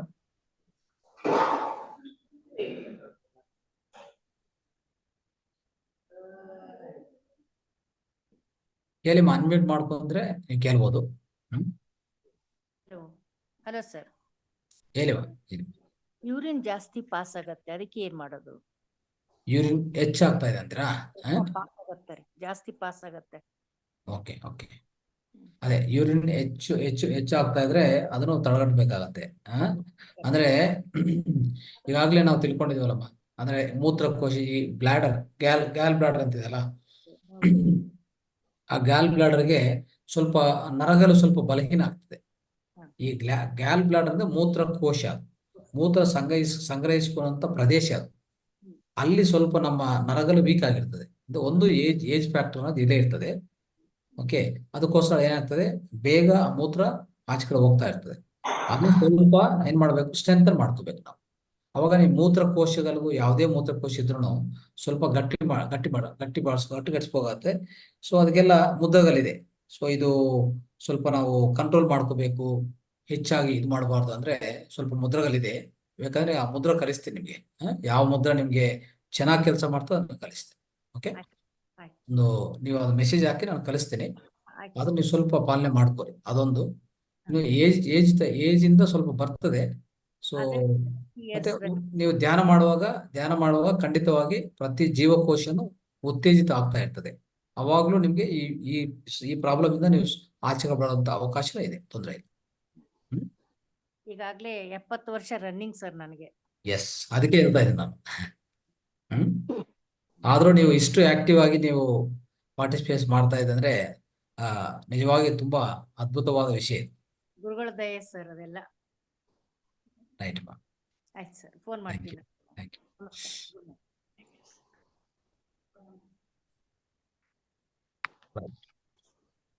ಓಕೆ ಸ್ನೇಹಿತರೆ, ಸೊ ಇವತ್ತಿನ ಕಾರ್ಯಕ್ರಮ ಮುಕ್ತಾಯ ಮಾಡೋಣ. ಎಲ್ಲರೂ ಈ ಯಾವ್ದು ಕ್ವಶನ್ ಇದೆಯಮ್ಮ, ಯಾರು ಕೇಳ್ಬೇಕಾ? ಸರ್ ಒಂದ್ ನಿಮಿಷ. ಹೇಳಿ. ಅದು ಬೆಳಗ್ಗೆ ಎದ್ದಾಗ ನಂಗೆ ತಲೆ ನೋವ್ತಾ ಇರುತ್ತೆ. ಅದು ಯಾಕೆ ಅಂತ ಗೊತ್ತಾಗ್ತಿಲ್ಲ. ಮಧ್ಯರಾತ್ರಿನಲ್ಲೇ ಶುರು ಆಗ್ಬಿಡುತ್ತೆ. ಬೆಳಗ್ಗೆ ಎದ್ರೆ ತಲೆ ನೋವ್ತಾ ಇರುತ್ತೆ, ಯಾಕೆ ಅಂತ ಗೊತ್ತಿಲ್ಲ. ಏನಿಲ್ಲಮ್ಮ, ಅಲ್ಲಿ ನಿಮಗೆ ವಾಯು ಅಂಶ ಜಾಸ್ತಿ ಆಗುತ್ತೆ. ತಲೆ ಒಳಗಡೆ ವಾಯು ಅಂಶ, ಅರ್ಥ ಆಯ್ತಾ? ಈ ವಾಯು ಅಂಶದಿಂದನೂ ಅಂದ್ರೆ ವಾಯುವನ್ನು ಸರಿಯಾಗಿ ರಿಲೀಸ್ ಆಗಲ್ಲ. ಏನಾಗ್ತದೆ, ಅದರಿಂದನೂ ತೊಂದರೆ ಆಗ್ತಾ ಇರ್ತದೆ. ನೀವು ತಲೆ ಜಾಸ್ತಿ ನೋವು ಈ ತರ ಯಾವುದೇ ಇರ್ಲಿ, ಏನ್ ಮಾಡ್ಬೇಕು, ಅಪಾನ ವಾಯು ಮುದ್ರೆ ಮಾಡ್ತಾ ಇರಿ. ಅಪಾನ ವಾಯು ಮುದ್ರೆ ಇದೆಲ್ಲ ಇದು ಮಾಡಿ, ಇಷ್ಟು ಮಾತ್ರ ಮಾಡಿ. ಓಕೆ, ಈ ತರ ಇಟ್ಕೊಂಡು ಈ ಮುದ್ರಣ ಈ ತರ ಇಟ್ಕೊಂಡು ತೊಡೆ ಮೇಲೆ ಇಟ್ಕೊಂಡು ಅಟ್ಲೀಸ್ಟ್ ನೀವು ಆ ತರ ಅನ್ಸಿದ್ರು ಮತ್ತೆ ಬೆಳಗ್ಗೆ ಸೊ ನಾರ್ಮಲ್ ಟೈಮಲ್ಲಿ ಸ್ವಲ್ಪ ಮಾಡ್ತಾ ಹೋಗಿ. ಅವಾಗ ನಿಮ್ಗೆ ಈ ಯಾವುದೇ ತಲೆನೋವಿದ್ರು ತಲೆನೋವಿಂದ ಆಚೆ ಕಡೆ ಬರುವಂತ ಒಳ್ಳೆ ಅವಕಾಶ ಸಿಗತ್ತೆ. ವಾಯು ಮುದ್ರೆ ಅಲ್ಲ? ಅಪಾನ ವಾಯು ಮುದ್ರಾ ವಾಯು ಮುದ್ರೆ. ನೋಡಿ, ಹಾ, ಎರಡು ಕೈಗಳು ನೋಡ್ಕೊಳ್ಳಿ, ನಿಧಾನವಾಗಿ ಈ ಹ್ಮ್. ಮೂರು ಬೆರಳುನು ಈ ಹೆಬ್ಬೆರಳು ಮೊದಲನೇ ಭಾಗದಲ್ಲಿ ಟಚ್ ಮಾಡ್ಕೊಳ್ಳಿ. ಓಕೆ. ಆಗ ಈ ಎರಡು ಬೆರಳಿದೆಲ್ಲ, ಈ ಉಂಗರ ಬೆರಳು ಮಧ್ಯ ಬೆರಳುನು ಈ ಹೆಬ್ಬೆರಳಿಗೆ ನಿಧಾನವಾಗಿ ಟಚ್ ಮಾಡ್ಕೊಳ್ಳಿ. ಹೃದಯ ಮುದ್ರೆ ಅಂತ. ಕಿರುಬೆರಳು ಸ್ಟ್ರೈಟ್ ಆಗಿ ಇಟ್ಕೊಳ್ಳಿ. ಈ ತರ ಇಟ್ಕೊಂಡು ತೊಡೆ ಮೇಲೆ ಇಟ್ಕೊಂಡು ಪ್ರಾಕ್ಟೀಸ್ ಮಾಡಿ. ಓಕೆ. ಇದು ಯಾವುದೇ ತಲೆನೋವಿದ್ರು ತಲೆನೋವನ್ನು ಕಡಿಮೆ ಮಾಡ್ತದೆ. ಓಕೆ. ಸರ್, ಮೃತ ಸಂಜೀವಿನಿ ಮುದ್ರಾ ಕೂಡ ಇದೆನಾ? ಎಸ್, ಅದೇ ಎರಡು ಅದೇ ಥ್ಯಾಂಕ್ ಎರಡು ಅದೇ. ನೀವು ಅಂದ್ರೆ ಮಾತಾಡ್ಲಿಕ್ಕೆ ಹೋದ್ರೆ ಇನ್ನೂ ಹೆಚ್ಚಾಗಿ ಸಿಗತ್ತೆ ನಿಮಗೆ ಮುದ್ರಗಳು, ಅದು ಏನೇನೋ ಎಷ್ಟು ಜ್ಞಾನ ಅಂದ್ರೆ ಅಷ್ಟು ಜ್ಞಾನ ಅಲ್ಲಿ ಮಾತಾಡಿದೀವಿ. ಸೊ ದಯವಿಟ್ಟು ಅದೆಲ್ಲ ನೀವು ಸ್ಟಡಿ ಮಾಡ್ಕೋಬೇಕು ಒಂದ್ಸರಿ. ಓಕೆಮಾ? ರೈಟ್. ಓಕೆ ಸ್ನೇಹಿತರೆ, ನಿಮಗೆಲ್ಲರಿಗೂ ಮತ್ತೆ ಒಂದ್ಸರಿ ಧನ್ಯವಾದ ತಿಳಿಸ್ತಾ ಎಲ್ಲರಿಗೂ ನಮಸ್ಕಾರಗಳು, ಧನ್ಯವಾದಗಳು. ಇಂದಿನ ಕಾರ್ಯಕ್ರಮ ಭಾಗವಹಿಸಿದಕ್ಕೂ ಎಲ್ಲರಿಗೂ ಮತ್ತೆ ಒಂದ್ಸರಿ ಹೃದಯಪೂರ್ವಕ ನಮಸ್ಕಾರ ತಿಳಿಸ್ತಾ ಇಂದಿನ ಕಾರ್ಯಕ್ರಮ ಮುಕ್ತಾಯ ಮಾಡ್ತಾ ಇದೀವಿ. ನಮಸ್ತೆ, ನಮಸ್ತೆ, ನಮಸ್ತೆ. ಎಲ್ಲರೂ ನಾಳೆ ಒಳ್ಳೆ ಧ್ಯಾನ ಮಾಡಿ ದಯವಿಟ್ಟು. Right, thank you.